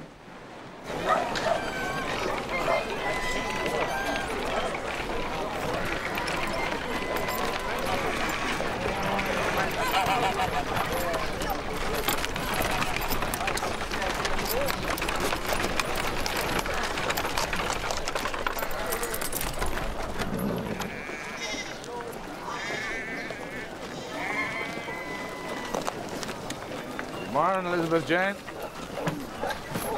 This is the lady I live with, Father, Miss Tampman. Happy to make your acquaintance, Mr. Henshaw. This is a curious machine. Yes. Very curious. Who brought it here? Don't ask me, ma'am. All I know is it can't possibly work. You refuse to see me.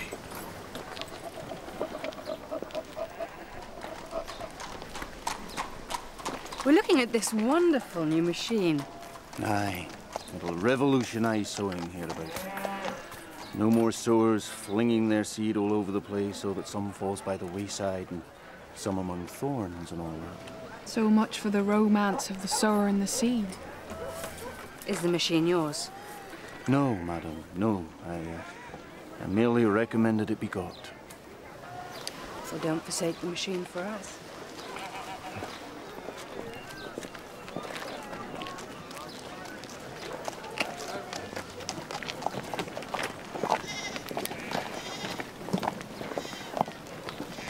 Have you met Mr. Farfrae before? Yes, on one occasion.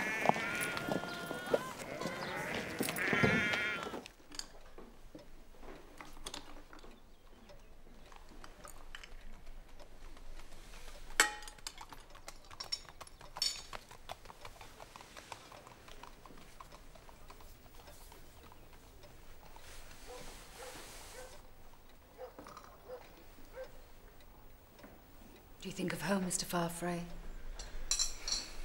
Aye. Sometimes. So do I, as far as I can. Of Bath? Well, it's all pulled down now. I mean, the old house where I was born, so I hardly have any home to think of. All bread and butter.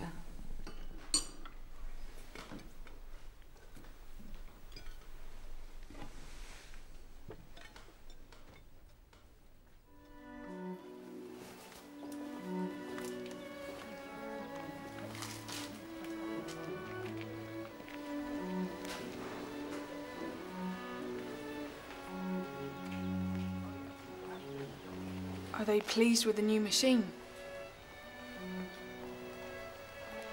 What? The new corn drill? Oh, yes, yes. Delighted. It's a great success. It'll be the first of many.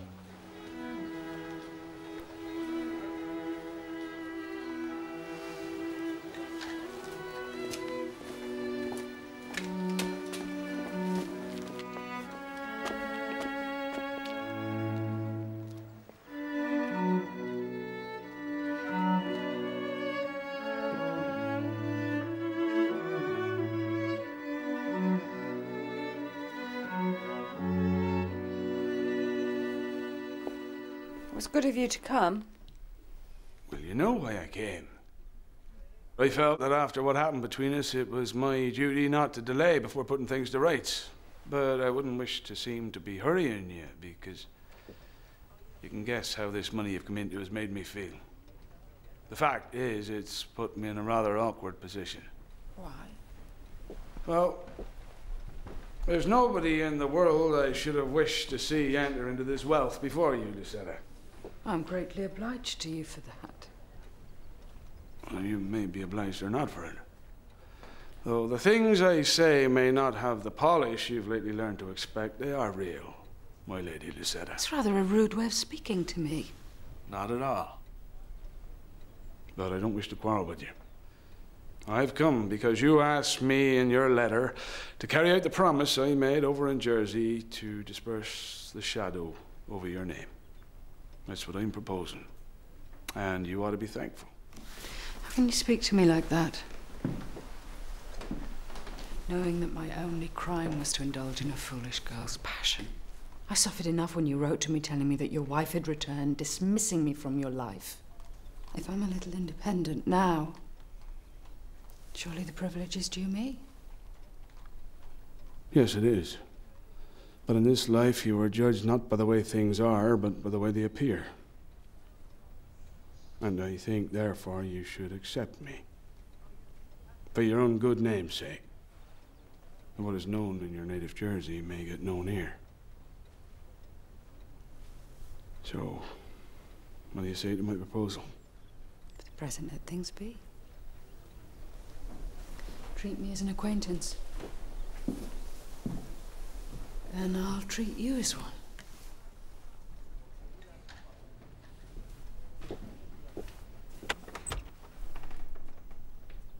That's the way the wind blows, is it?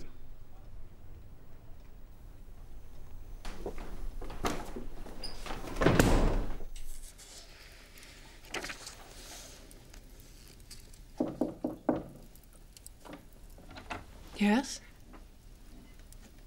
I couldn't sleep. I was a little worried about you. About me? Your father was distant with you today. Yes. It is because he doesn't think I'm respectable. I've tried to be so, but it was unfortunate for me that my mother and father separated. You don't know what it is to have shadows like that on your life. I don't. Not of that kind precisely, but one may feel a sense of disgrace, shame in other ways. Have you ever had any such feelings? I was thinking of the difficult positions in which women may find themselves in the eyes of the world, through no fault of their own. Must make them very unhappy. Makes them anxious. Might not other women despise them? Not altogether despise them. Yet not quite like or respect them. I was thinking of the dilemma facing a good friend of mine. A lady who once admired a man, admired him very much. They were intimate. He did not think so deeply of her as she did of him. But in an impulsive moment, purely to make amends, he proposed to make her his wife, and she agreed. Because she'd been so far compromised by him that she felt in all conscience that she could never belong to another man. Not even if she should wish to. But there was an unexpected hitch in the proceedings, and they heard nothing from each other for a long time. And she felt her life was going nowhere. Poor lady. She suffered a great deal because of him. But I should add, he couldn't be altogether blamed for what had happened. But at last the obstacle which had separated them was removed, and he came to marry her. But in the interval, she had seen a man she liked better than him, and now comes the point. Could she, in honour, dismiss the first? A man she liked better? That's bad. Yes, it is bad. I can't answer. so difficult. Wants a pope to settle this. You prefer not to, perhaps? Yes, Miss Templeman.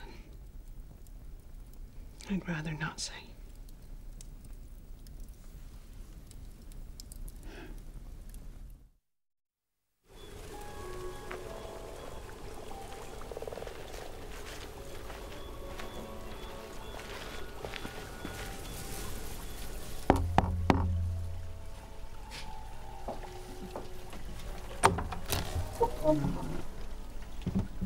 Can I talk with you? Come in. This'll do, thank you.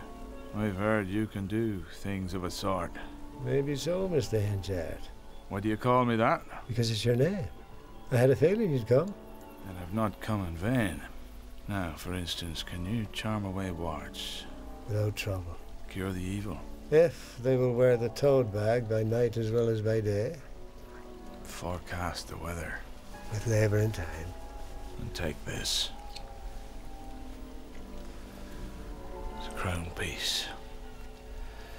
Now, what's the weather to be for the harvest fortnight? I've worked it out already. And you can know at once. By the sun, moon and stars. The harvest weather. What'll it be? The last fortnight in August will be rain and tempest. You're not certain, of course. As certain as one can be in a world where all is unsure. It will be more like living in Revelations this autumn than in England. All right, lads, keep them coming, that's it. I am again out of a manager. As you were, sir, when I was last here. Yes? You appointed Mr. Farfrey in my place. A mistake I paid for. Enough of that. You in a place now? Not so much as a beggar, sir. When can you come? Well, at this hour, this moment, sir. When the thing's settled. Thank you. Now, one thing is necessary to me as the biggest corn and hay dealer in these parts. A Scotchman must be cut out, dear. Two of us can't live side by side, that's certain. I'm that way of thinking, too. I sometimes wonder if he has some glass that he sees the next year in. He has such a knack of making everything bring in fortune. Aye. He's deep beyond an honest man's understanding. But we'll make him shallower. This is what I plan to do. I'm gonna put every penny I've got into buying up grain now. Fill the granaries to bursting. It's my guess we're set for a poor summer and a bad harvest. Then when the time comes, I'll sell at double or treble the price. What do you think? Well, sir, you buy up all the grain now, bad harvest could make you a fortune. But a good harvest could ruin you. I gave the man his start. And what does he do in return? He wants to strip me bare. But I'll have him. I'll put him down. I'll undersell him and overbuy him, and so snuff him out.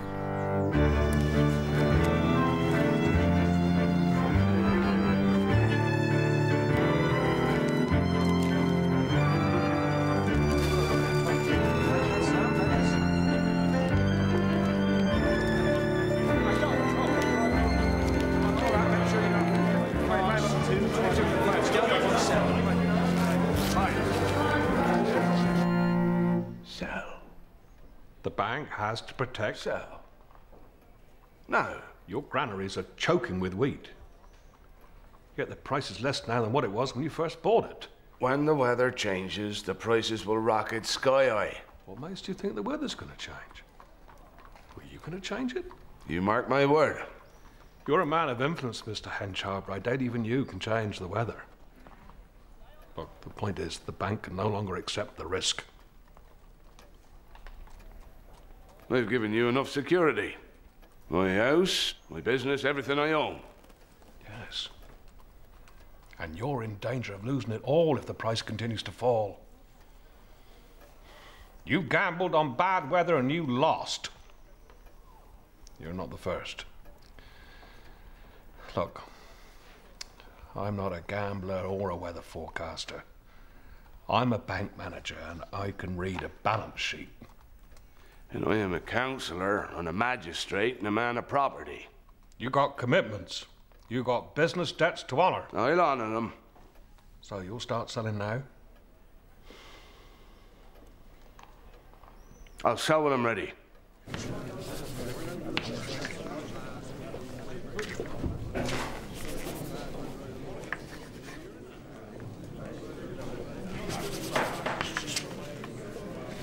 a scorching hot day.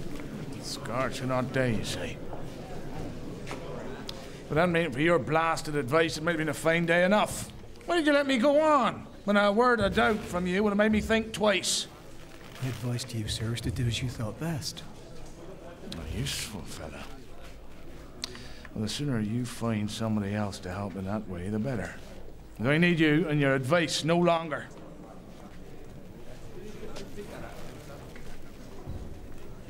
You should be sorry for this, sir. You should be as sorry as a man can be.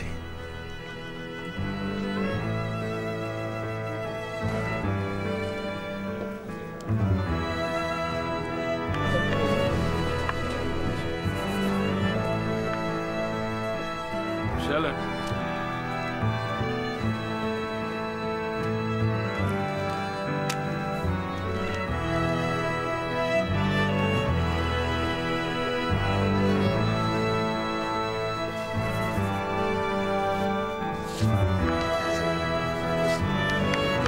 Bye now. First he fills the granaries to choking, now he's clearing the lot. Why, that don't make sense. Well, he gambled on bad weather and lost. But you don't need to know that. You just get that wagon loaded.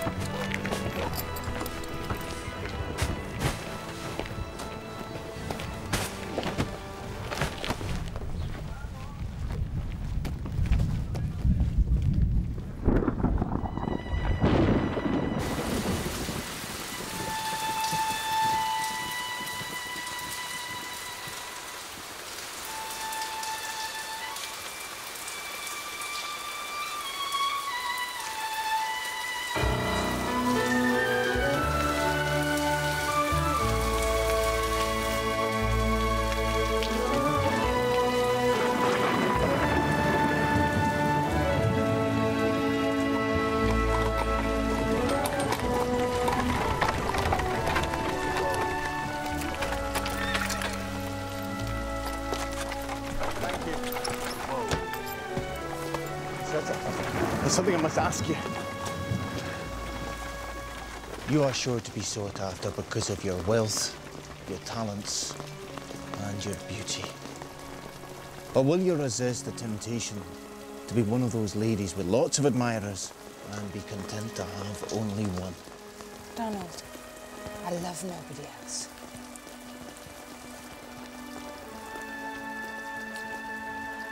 But I should wish to have my own way in some things. What special thing do you mean? Well, if I wished not to live always in Kastărbridge, if I found that I were not happy here. You shall have your way in everything.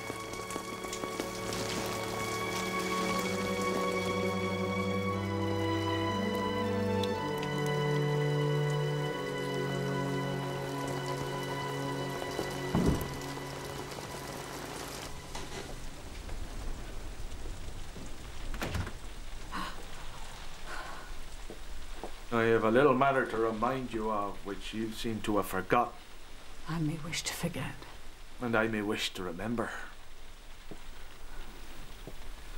I refer to the commitments we made in our early days together. I don't want to hear it. But you ought to hear it. But it came to nothing through you. Why did you propose to marry me anyway? If it had been for pure love, I might have felt bound now. But you planned it out of mere charity. And why did you come to find me?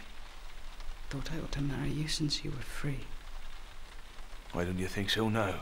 My circumstances have changed. The man you're thinking of is no better than I. Well, if you were as good as he, you would leave me alone. You cannot, in honour, refuse me. And unless you give me your promise this very night to be my wife, I'll reveal our intimacy. I mean it. I still have all the letters you wrote to me. I'll make interest in reading. especially those written in the first heat of passion.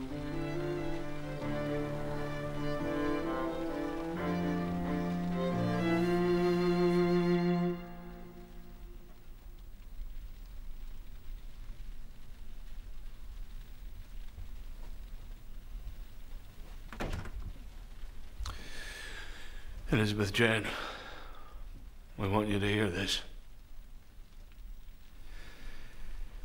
Will you or will you not marry me?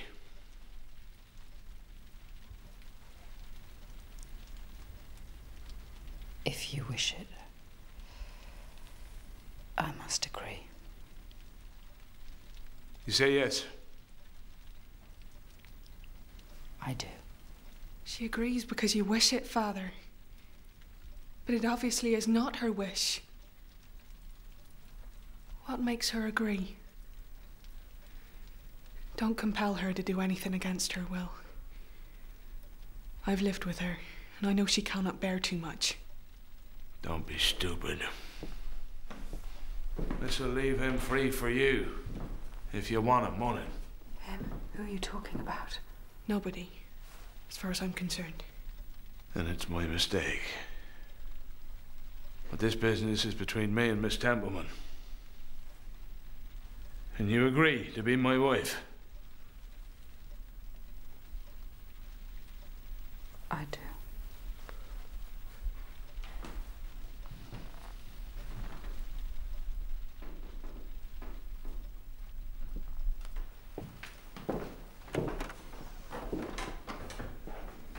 You have many secrets from me. Perhaps you have some from me? I wouldn't do anything against you. I can't understand how my father can command you like this. I'll go and ask him to release you now. No, no. Let it all be. Only one case up today, sir. What is it? An old vagrant, sir. A female. Swearing and committing a nuisance against the church wall, sir. When I proceeded to the place, I saw defendant at another spot, namely the gutter. And when I approached to draw near, she committed the nuisance and insulted me. Now then, have you any questions to ask him or anything to say? Yes. 20 years ago or thereabouts, I was a selling of furmity in a tent at Weydon Fair, and a man and a woman and a little child came into my tent. They sat down and had a basin apiece. Now, I used to season my furmity with rum for them as asked for it. I did it for the man. He had more and more, till at last he quarrelled with his wife and offered to sell her to the highest bidder. A sailor came in and bid 5 guineas and paid the money and led her away. And the man who sold his wife in that fashion is the man sitting there in the great big chair.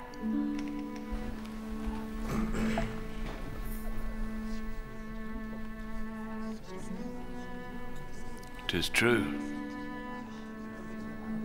As true as the light. And to avoid any temptation to treat her hard for revenge, I leave her to you.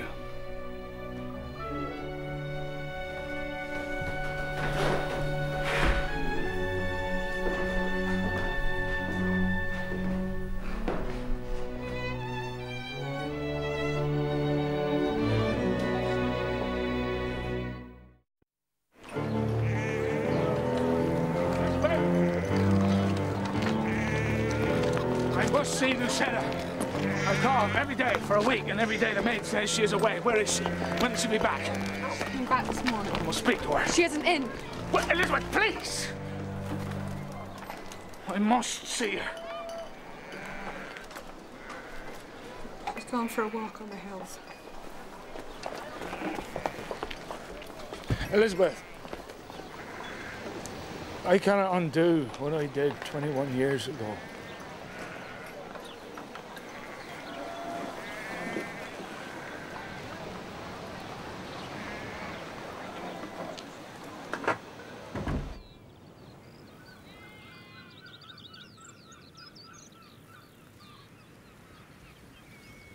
Lucetta!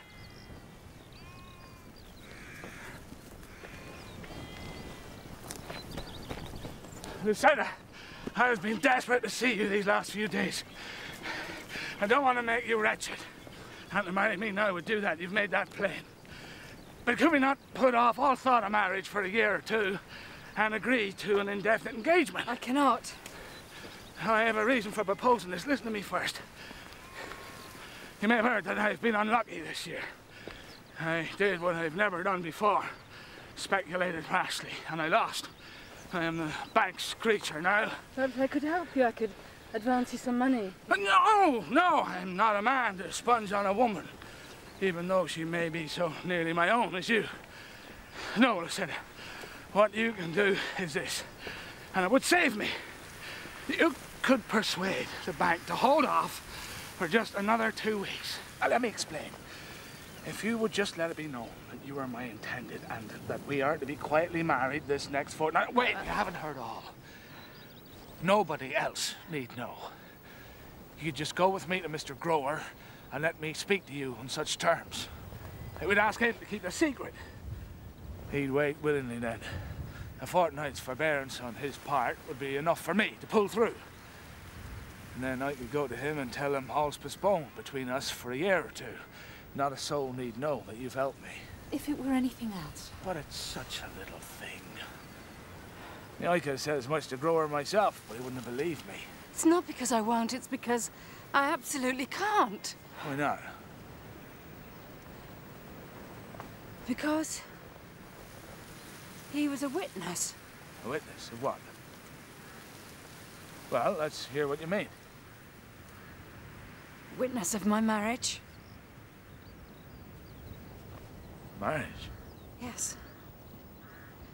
With Donald Farfrey, I'm already his wife. We were married this week at Port Bredy.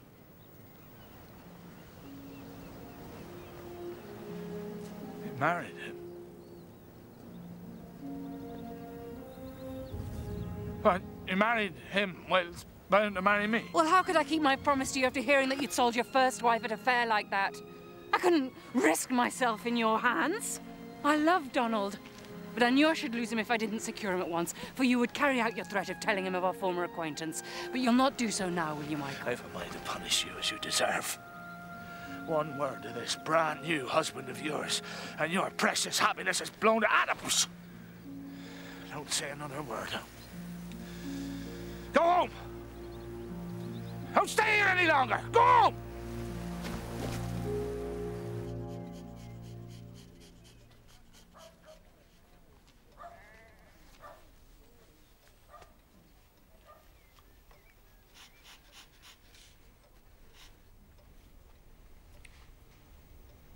You remember the story I told you about the dilemma of the first lover and the second? First man is my father, isn't he?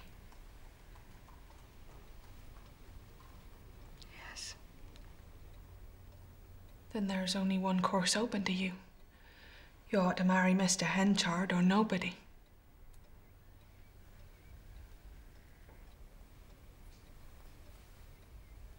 Elizabeth, I was so afraid of revelations that would destroy me. That...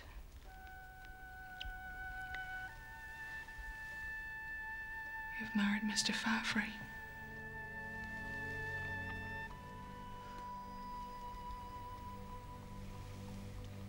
Yes.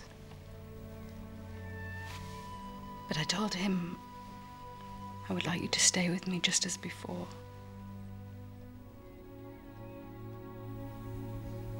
Let me think of it alone. I'm sure we'll be happy together.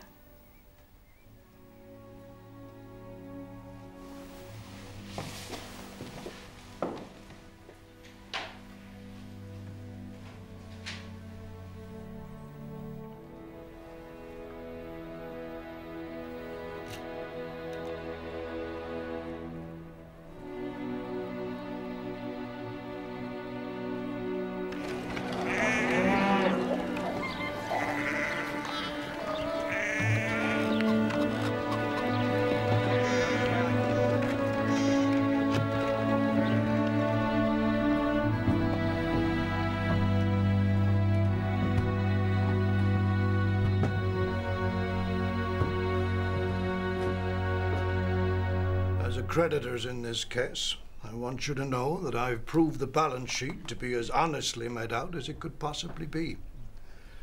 There have been no evasions and no concealment. The rashness of dealing that led to this unhappy situation is obvious enough. But as far as I can see, every attempt has been made to avoid wronging anybody.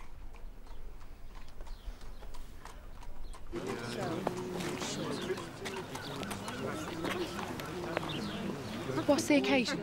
It's the bankruptcy commissioners, miss. Settling Mr. Henchard's affairs. I must go in and see him. Oh, I wouldn't, miss. Not in there.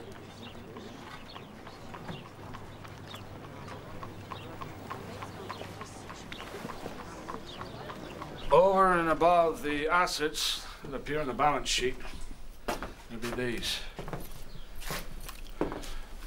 Belongs to you all as much as anything I got, and I don't want to keep it from you. I only wish for your sakes it was more.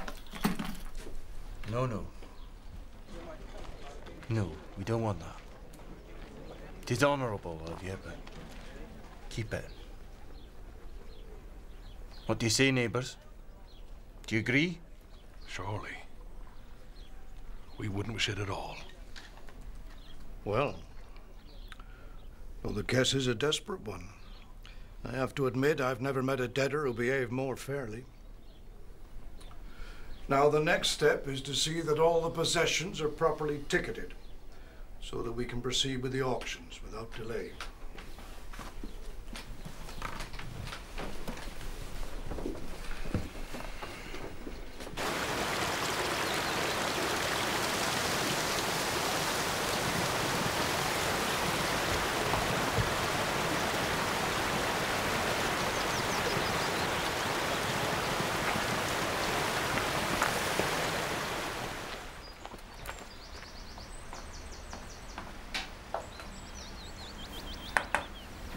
Yes?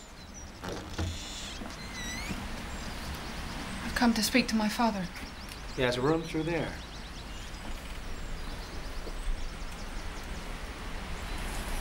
Why is he staying here with you? Necessity has no choice.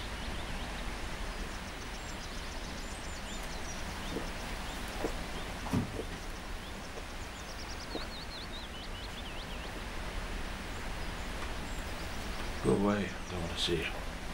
I want to make sure you're looking after yourself. I thought you never wanted to see me again. I can't know what happened all those years ago. But I do know that my mother wanted to see you again.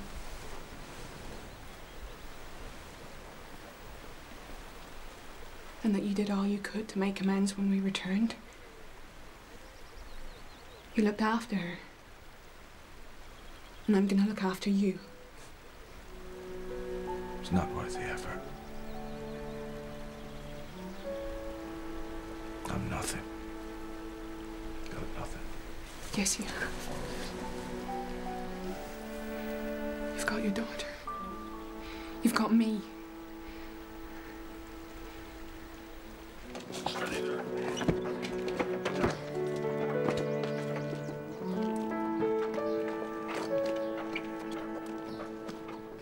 Mr. Farfrae is master here now.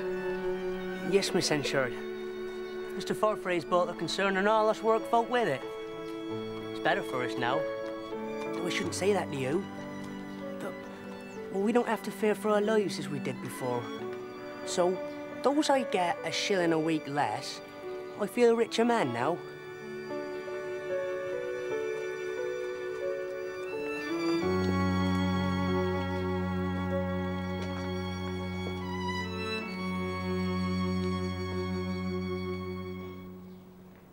He and she moved into their new house today. Oh, what house is that? Your old one. My house of all the others in the town. Well, somebody was sure to live there. And you couldn't. It's no harm to you, as he's the man. And you heard of that fella that bought all the best furniture at your sale?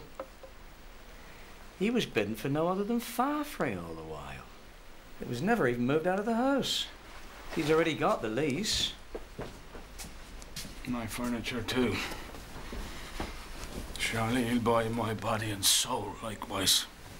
There's no saying he won't. If you'll be willing to sell.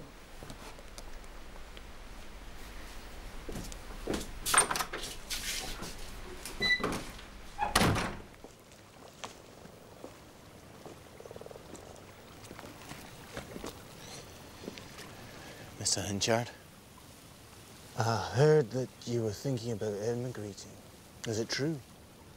Yes, it is true.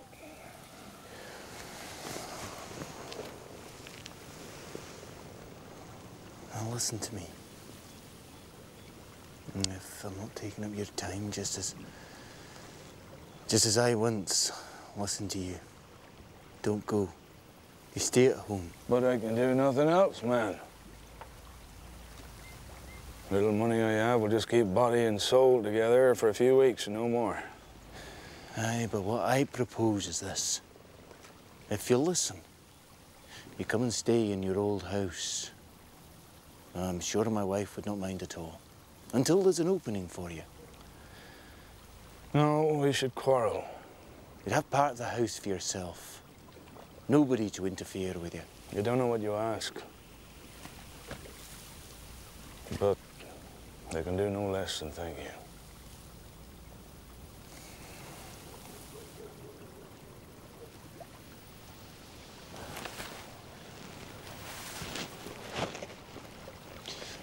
Oh, I nearly forgot. I've bought a good deal of your furniture.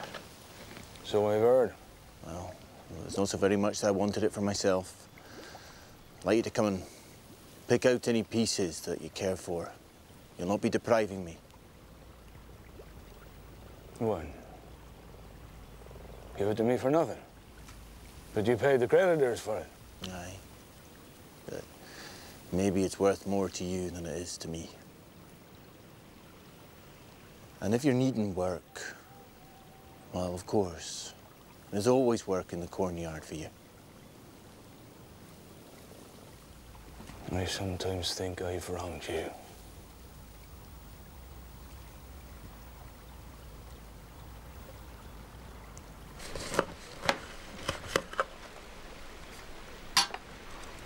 I was thinking of taking work at the cornyard. I've been a journeyman before. Why shouldn't I be one again?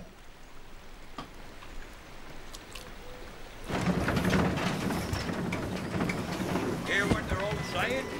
He'll soon be mayor. It's nonsense. He's too young to be mayor. Good afternoon. Beg your pardon, ma'am?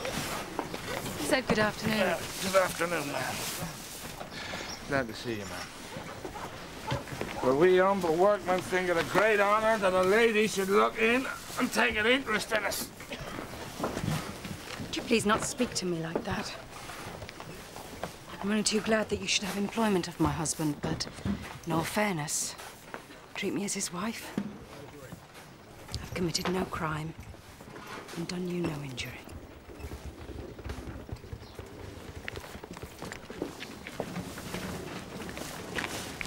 I must ask you to return any letters of mine that you might have. You must see how desirable it is that the Times in Jersey should be blotted out for the good of all parties. The good of all parties. Will you return them? Gladly. If I can find them.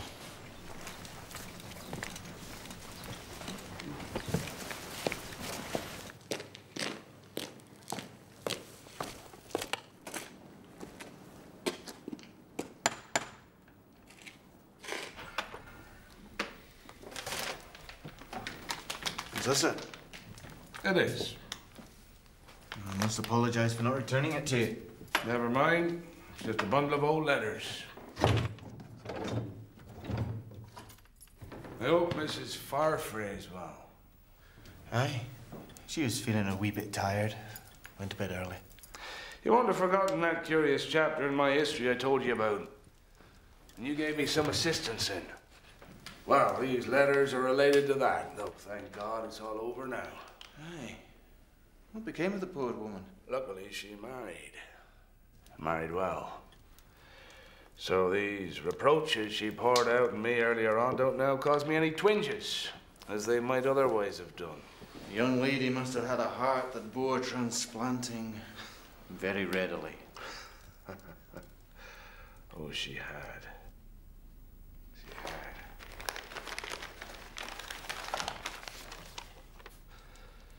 Just listen to what an angry woman will say.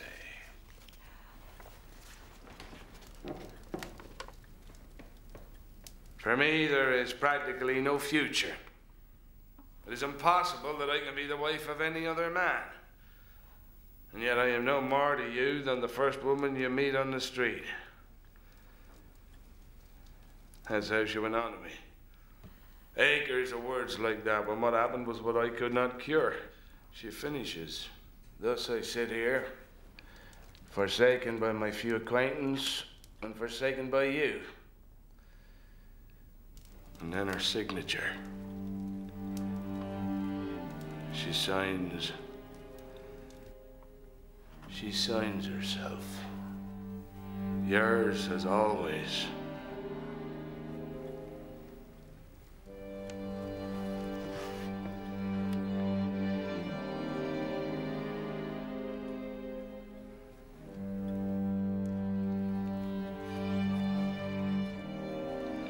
What does it matter what she signs?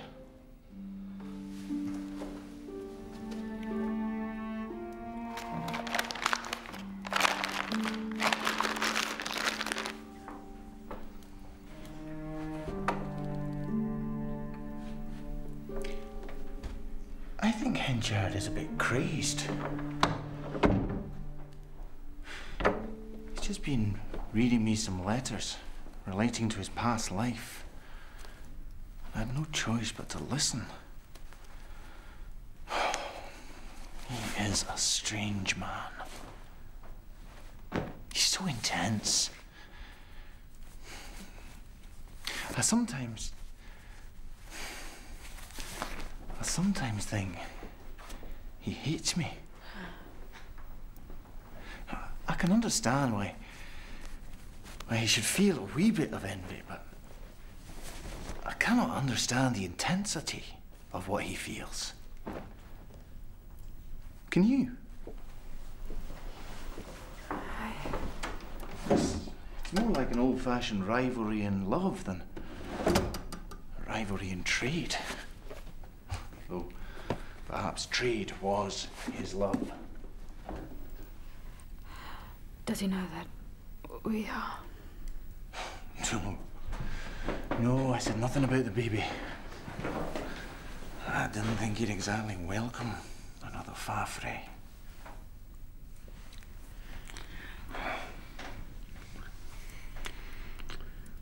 Donald. I wish you'd do what we talked about. Give up business and go away from here. Plenty of money. Do we have to stay? No, of course we don't. No. We don't have ties here. Either of us. I would like us to move. Seriously, consider when it would be best. Oh, no. He's not come back again, has he? Oh. The council will have to find a new mayor. I'm afraid that poor Mr. Chokefield has died. Oh, no. I'd heard he wasn't well, but... Died this evening. We must take it as it is. Now, I have called to ask you this, quite privately. If I should nominate you to succeed him, will you accept the chair? But there are folk whose turn it is before mine. I'm over young and maybe thought pushing. Not at all. I don't speak for myself only. Several have named you. You won't refuse. We thought of going away. Well, refuse if it's the wish of a respectable majority of the council. Very well. Look upon yourself as elected.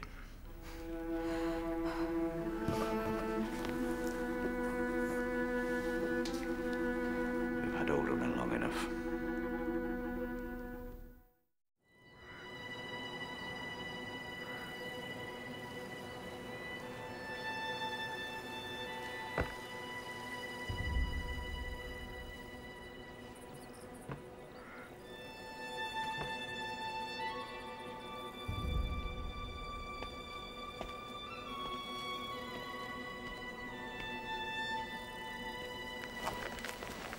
When I read your note, it seemed as though you thought I would not come. But of course, I'm glad to come if you want to meet me. Thank you.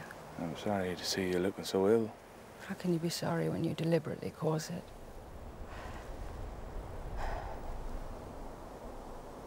I'll destroy the letters. No, give me them back. But he's bound to find out, sooner or later. But not till I have proved myself a faithful and deserving wife. And then he may forgive me everything. I hope so. And your secret shall be kept. I swear it.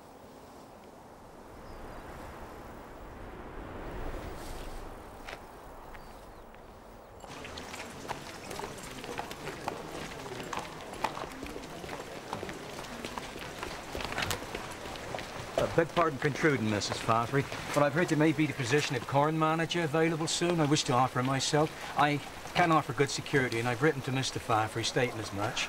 But I'd be much obliged if you'd say a word in my favour to your husband. Something I know nothing about. I think, ma'am, that just a word or two from you would secure for me what I covet very much.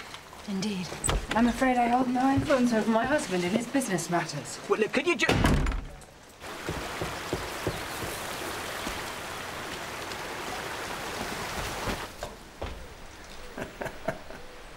If you're looking for your father, he's not here. Do you know where he is, then? This last week, he's spoken about nothing but this day. Seems that this day's exactly 21 years since he swore his vow not to drink. Where do you think I can find him? Well, if he's busted out drinking, likely you find him down at the Three Mariners.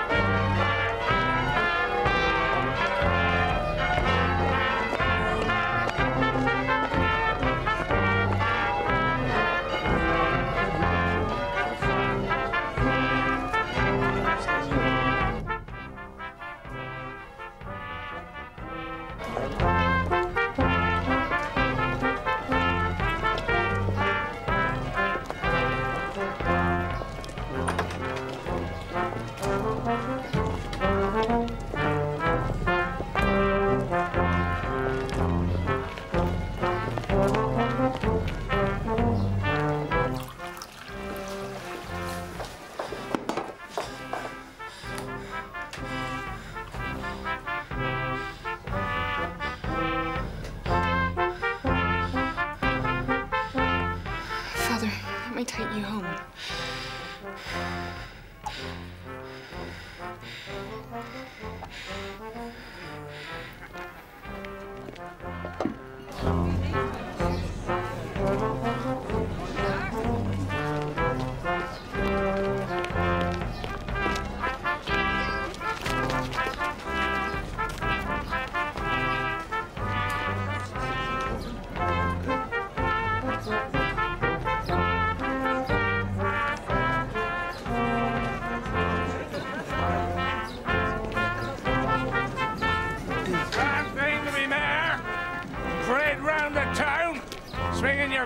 Chain, they're surrounded by hangers on and toadies. Oh, man, you're drunk. Come on, you. Heads on. Let go. That's it. Pay for that, mark my word. You'll pay for that.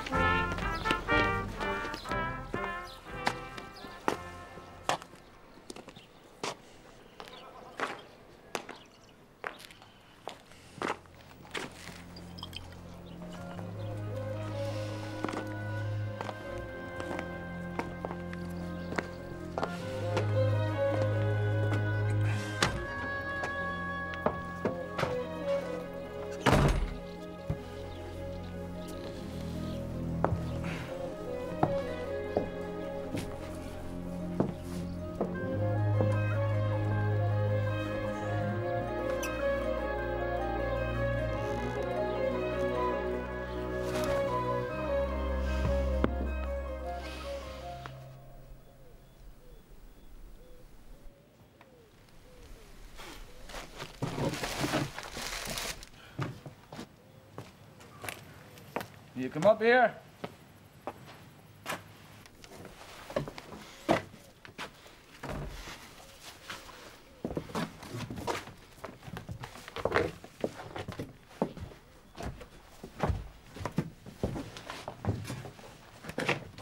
What are you doing up here? You should have thought twice before publicly humiliating a man who had nothing to lose. I'm not going to argue with you. You wait till you cool down. You'll see things the same way I do. We're here to finish off that little wrestle you began this morning. There's the door, 20 feet above ground. One of the two of us puts the other out that door. The master stays here. As the strongest man, I've tied one arm to take no advantage of you. You understand? And here's at you.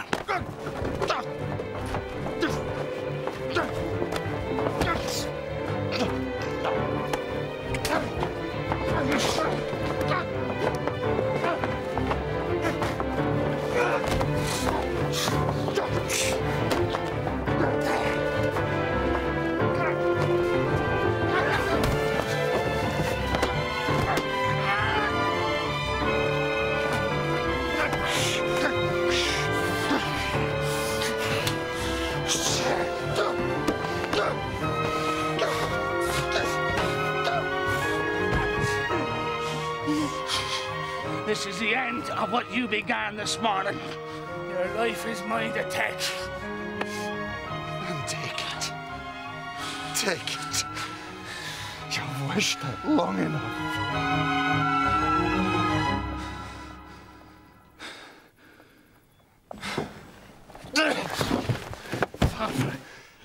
That's not true. God is my witness that no man ever loved another as I did you. And now, though I came to kill you, I cannot harm you. Do what you will with me. I care not what becomes of me.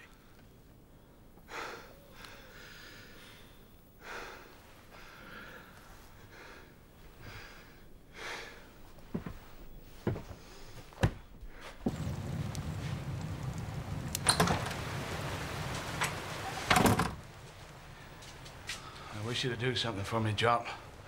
Tonight, if you can.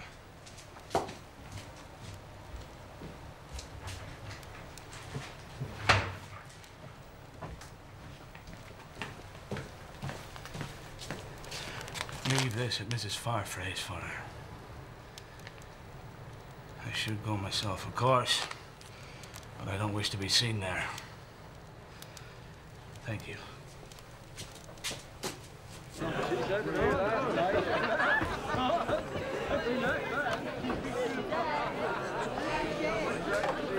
Mr. Hенчард asked me to deliver this to a lady, seeing as he doesn't want to be seen delivering it to her himself. Why would he not be seen? My guess is there's something between him and that lady. What lady? It's one that stands high in this town, Mrs. Farfray. Hенchard and Mrs. Farfray? So, what is in the parcel? This is the passion of love. Then open it.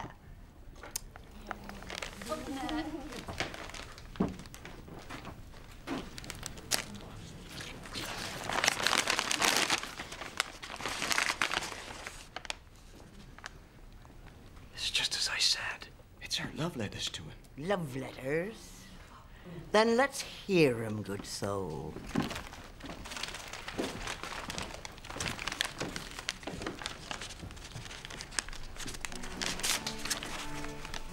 My dearest Michael, please, please, write to me.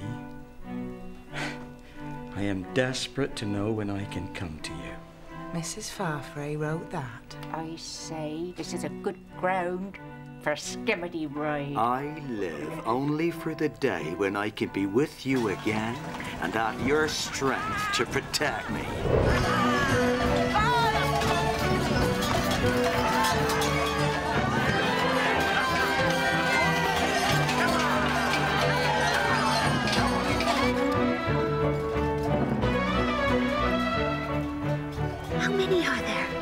Oh, 30 of them. Are there two figures? Yeah. 2 images on a donkey, back to back, their elbows tied to one another's. I've come to see you. Forgive me, I didn't stop to knock. What is it? What's going on out there? Let us set it out. They said 2 images. Images of who? Let us set it out. I'll have to see. I'll have to see.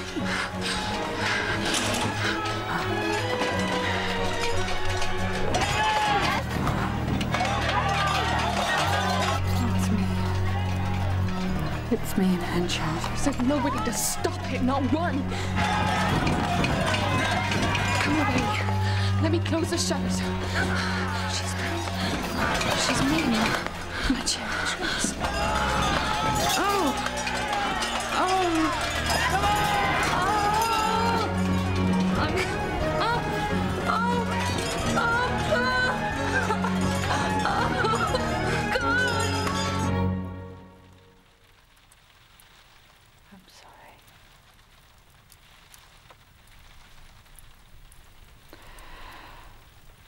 So wanted our child.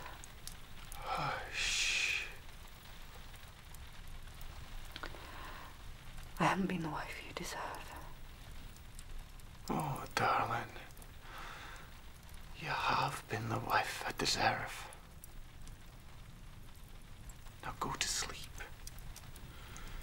The doctor said the only rest... I can't rest. I must speak to you. Tomorrow. And I must speak to you now. You told me that Henshaw talked to you about a relationship he had with a woman. Mm. And he read your letters. Yes, he seemed most eager that I should hear. No. He wished to humiliate you. Humiliate me? Those letters were my letters. No, darling. Those letters were written from Jersey. They were written by a woman he met in Jersey. But I did live in Jersey. I was with him there. I know I can't ask you to forgive me.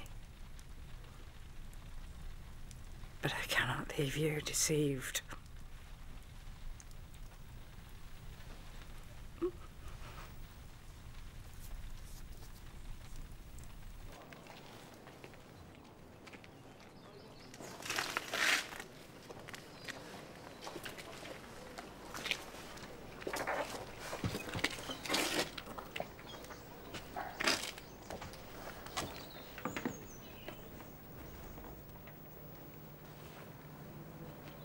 They can knock as loud as they will. She shall not hear it any more.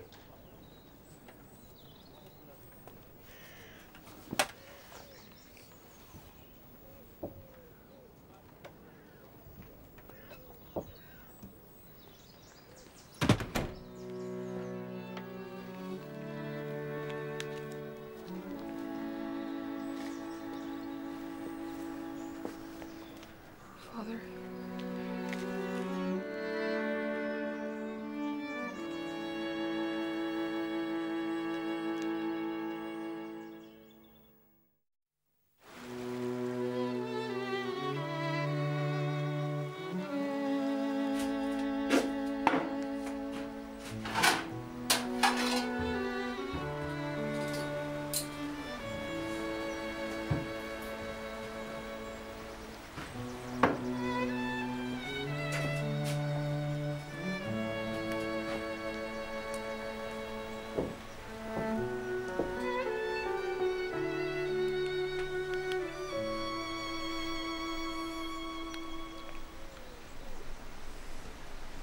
Sleep, my little one.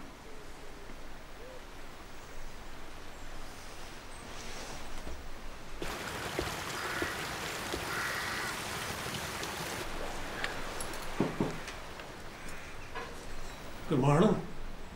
Is it Mr. Hенchard I'm talking to? My name is Hенchard.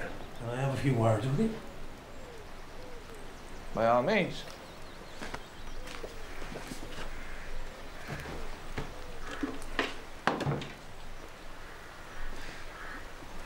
You may remember me.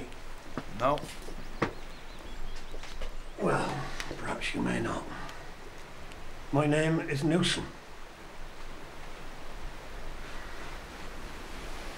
I know the name well.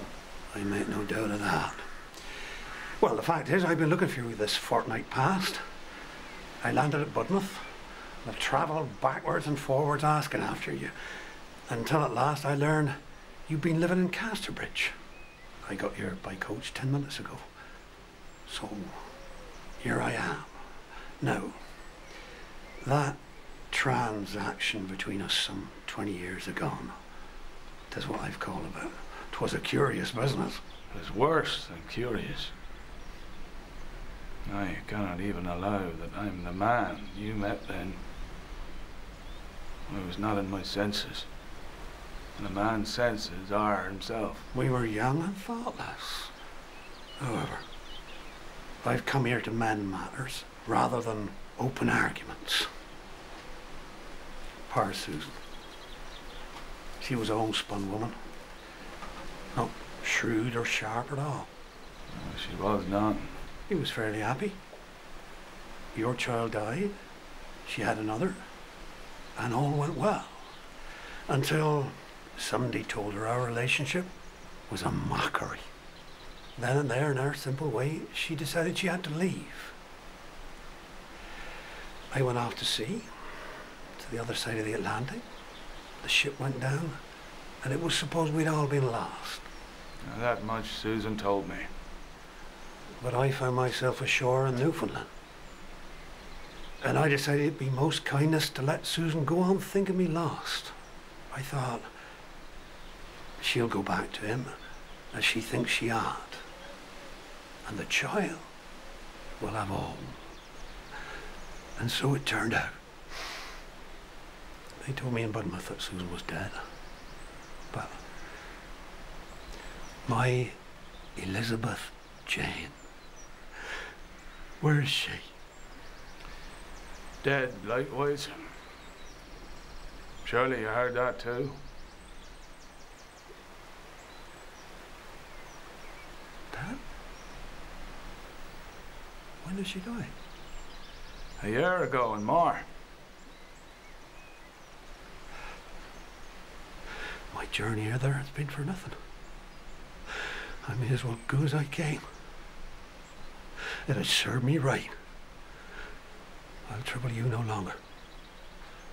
Why did I wait so long? Why did I not come sooner? If only I could have seen her once again.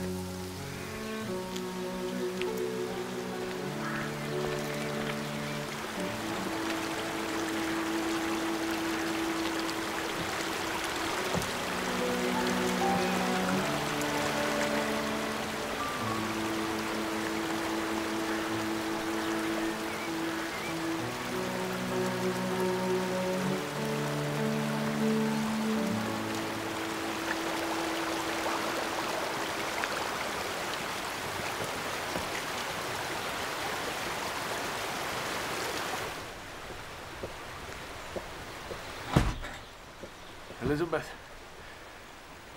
are miracles still work, do you think? I don't quite think there are any miracles nowadays. But something. A sign, maybe. Come with me, and I'll show you what I mean.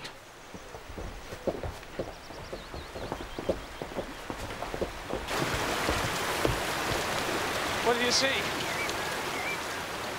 Nothing. Oh, look again. There's something. Looks like a bundle of old clothes. Are they mine? Yeah. Father, let's go away from here. First, you must tell me what you see floating in there. The effigy. They must have thrown it into the river higher up. Yes, the effigy of me, but where's the other? Hey, why that one only? That performance of theirs killed her, but kept me alive. Father, I will not leave you alone like this. Will you come and live with me so that I might tend upon you as I used to do? Please. Elizabeth, don't mock me. I have nothing. I don't mind that. How will you forgive my roughness in former days? I have forgot it. Talk of that no more.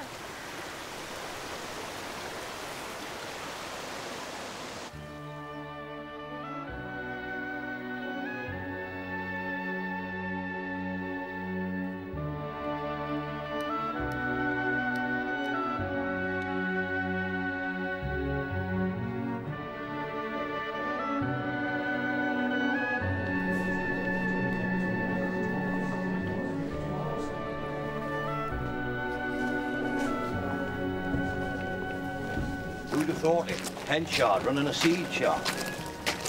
Mind, he only got it with the help of Farfrae and the council. She didn't get it. She got it for him. She's the one running it. She's the driver. He's only the horse. You won't say that in his hearing. He'd whack you black and blue. Hey, but Widow, you still late for work in the morning? Aye, Mr. Henshaw. Mr. Farfrae, you don't whack me like you used to do.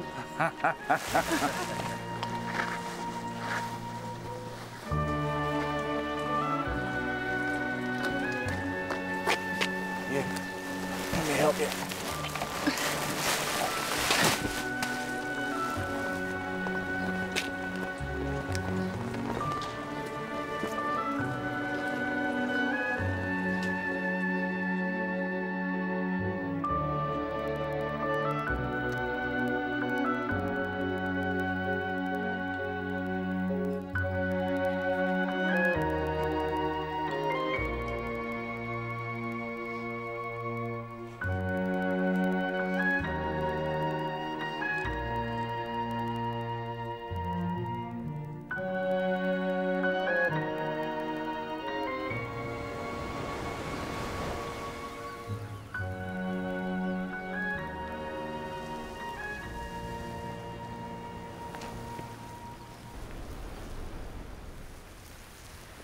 You like walking this way, Miss Hенchard?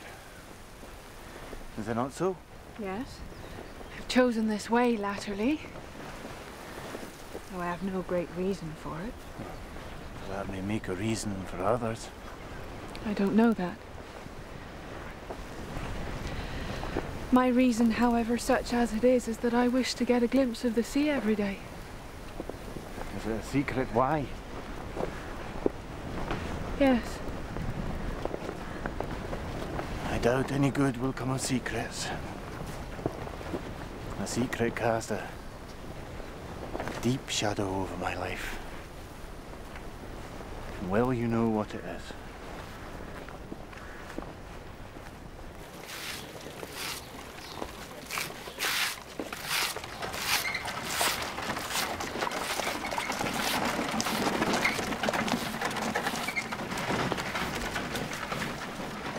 See Mr. Farfrae today? Yes. Are you expecting a proposal from that quarter? Father, it is not for me to say. Well, I ask only because I want you to understand that I would have no objections.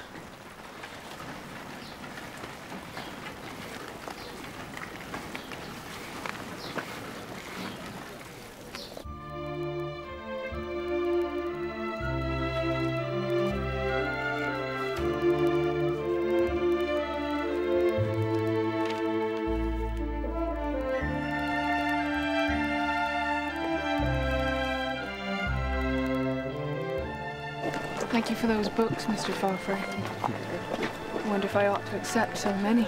Aye, why not? It gives me even more pleasure to get them for you than for you to have them.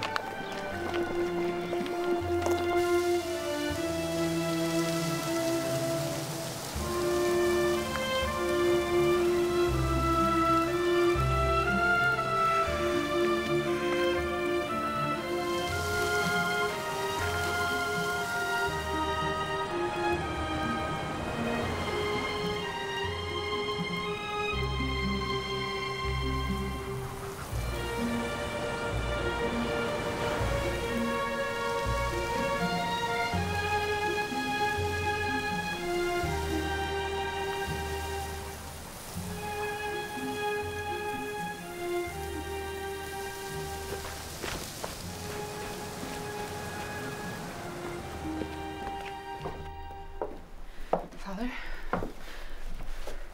I've been asked to go to Mr. Farfrae's to meet somebody. I don't know who. I think Donald is playing a trick on me. But do you think I ought to go? Yes. Go. There's probably some relation of Donald's wanting to pass an opinion on his choice. Elizabeth, I'm going to leave Castarbridge. Leave Castarbridge? Leave me? I'd rather get into the country by myself, out of sight, follow my own ways, leave you to yours. I'm sorry you've decided on this. Is it because of Donald? Do you disapprove after all? I approve of anything you desire to do. If I did not approve, it would make no matter. I wish to go away. 'Tis best that I go. Think of me sometime in your future life. Will you do that, Izzy? Think of me when you're living as the wife of the richest, the foremost man in the town. And do not let my sins, when you know them all, cause you to forget that though I loved you late, I loved you well.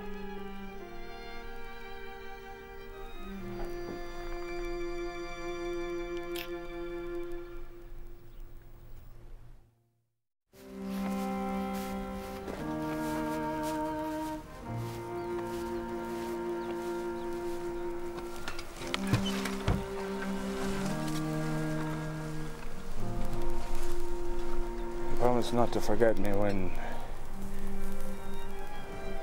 Promise.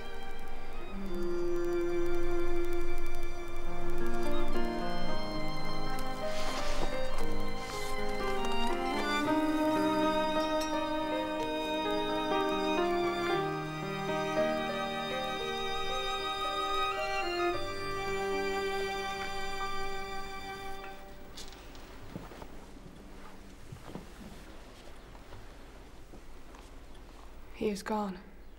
Did you tell him about the visitor? I told him what I know. Who am I to meet, Donald? You'll find out about that soon enough. As will Mr. Henshaw, if he has not gone too far. He will go far. He is bent upon getting out of sight and out of sound.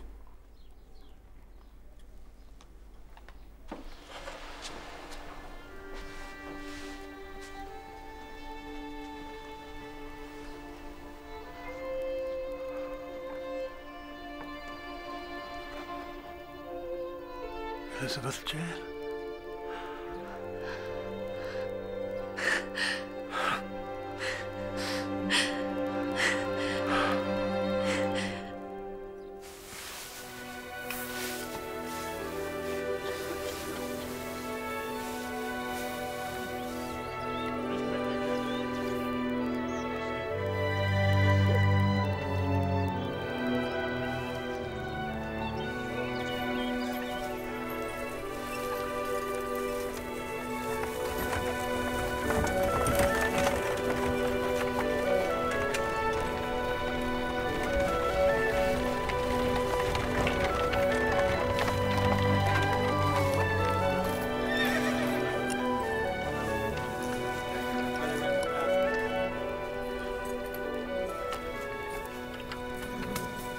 Did I hear you say Kastarbridge?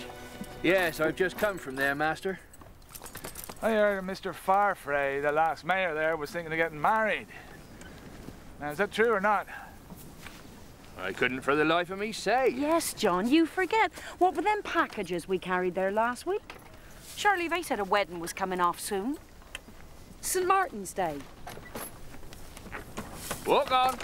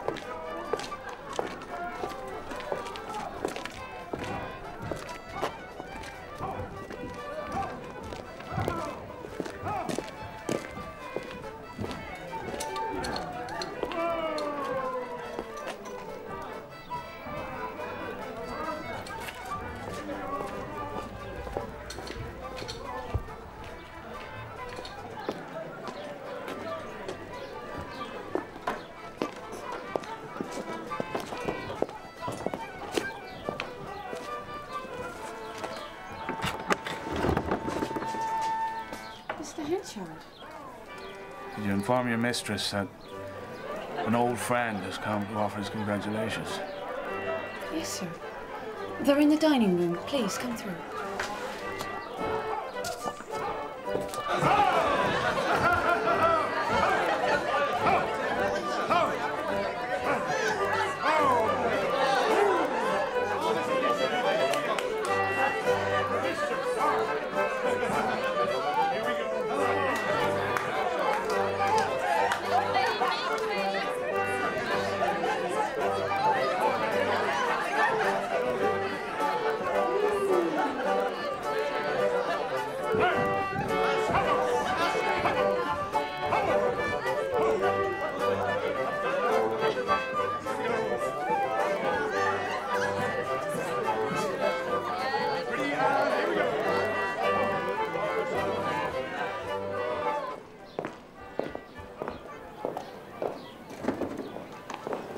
Mr. Henshaw.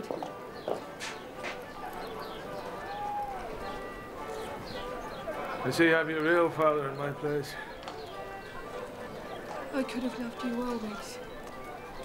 I would have gladly. But how can I when I know you've deceived me? So bitterly deceived me. Why did you pretend that I was your daughter? You persuaded me that my father was not my father. Allowed me to live on in ignorance of the truth for years. And then when he, my real father, came back to find me, you cruelly sent him away with a wicked lie about my death that nearly broke his heart. How can I love as I once did? A man who has served us like this. Don't distress yourself on my account. I would not wish it. At such a time, too, as this. I did wrong in coming here. But it was for once only, so forgive it. I'll not trouble you again, Elizabeth Jane. No. Not to my dying day.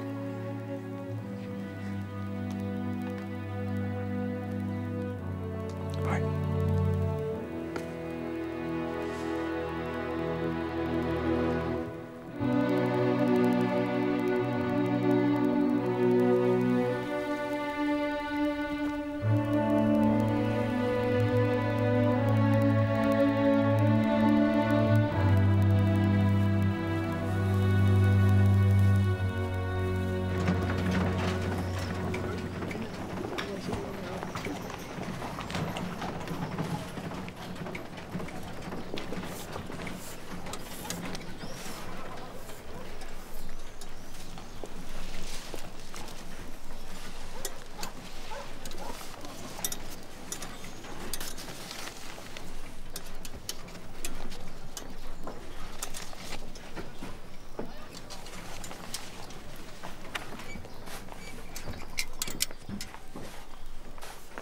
Poor bird.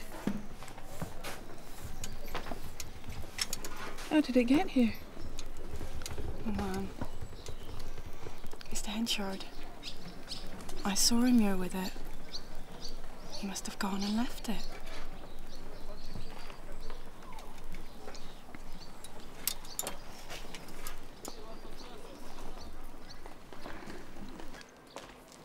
I was seen that night at about midnight, going towards Melchester. We can only drive that way and hope that somebody has news of him. Trot on.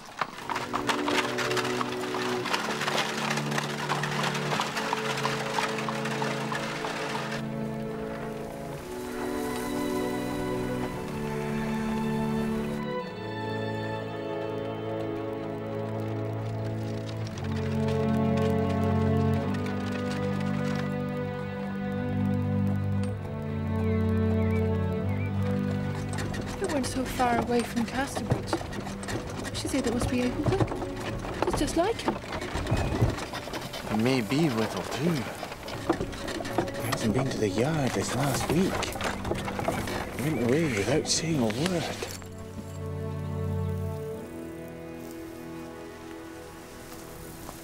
Abel Whittle!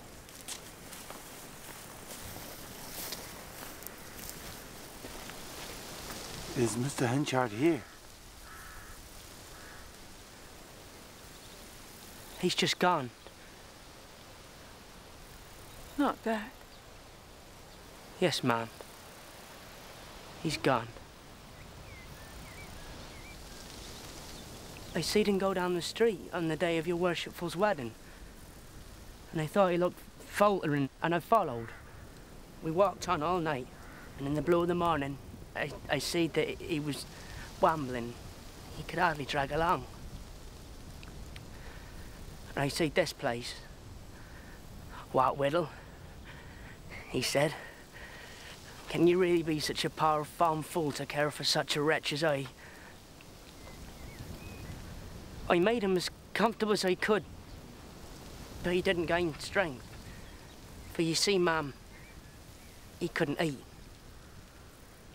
No appetite at all. And he got weaker. And today he died.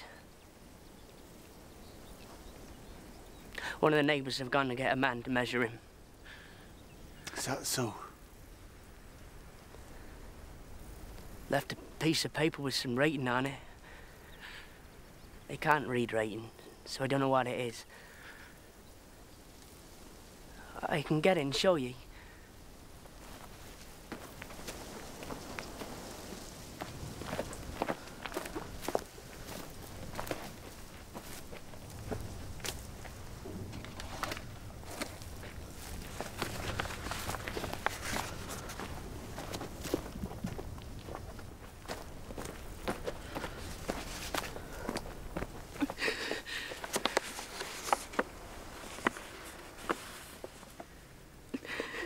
Michael Hенchard's will. That Elizabet Jane Farfrae be not told of my death, or made to grieve on account of me.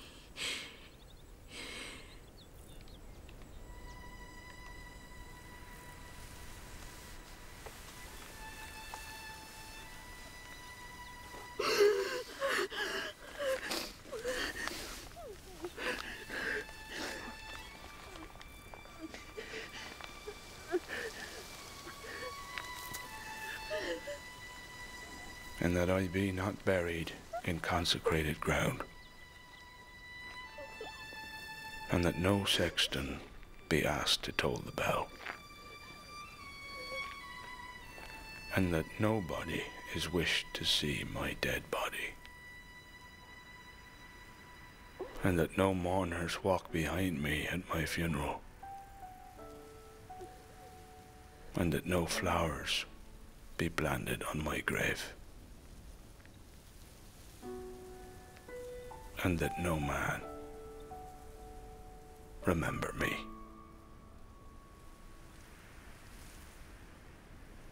To this I put my name, Michael Henchard.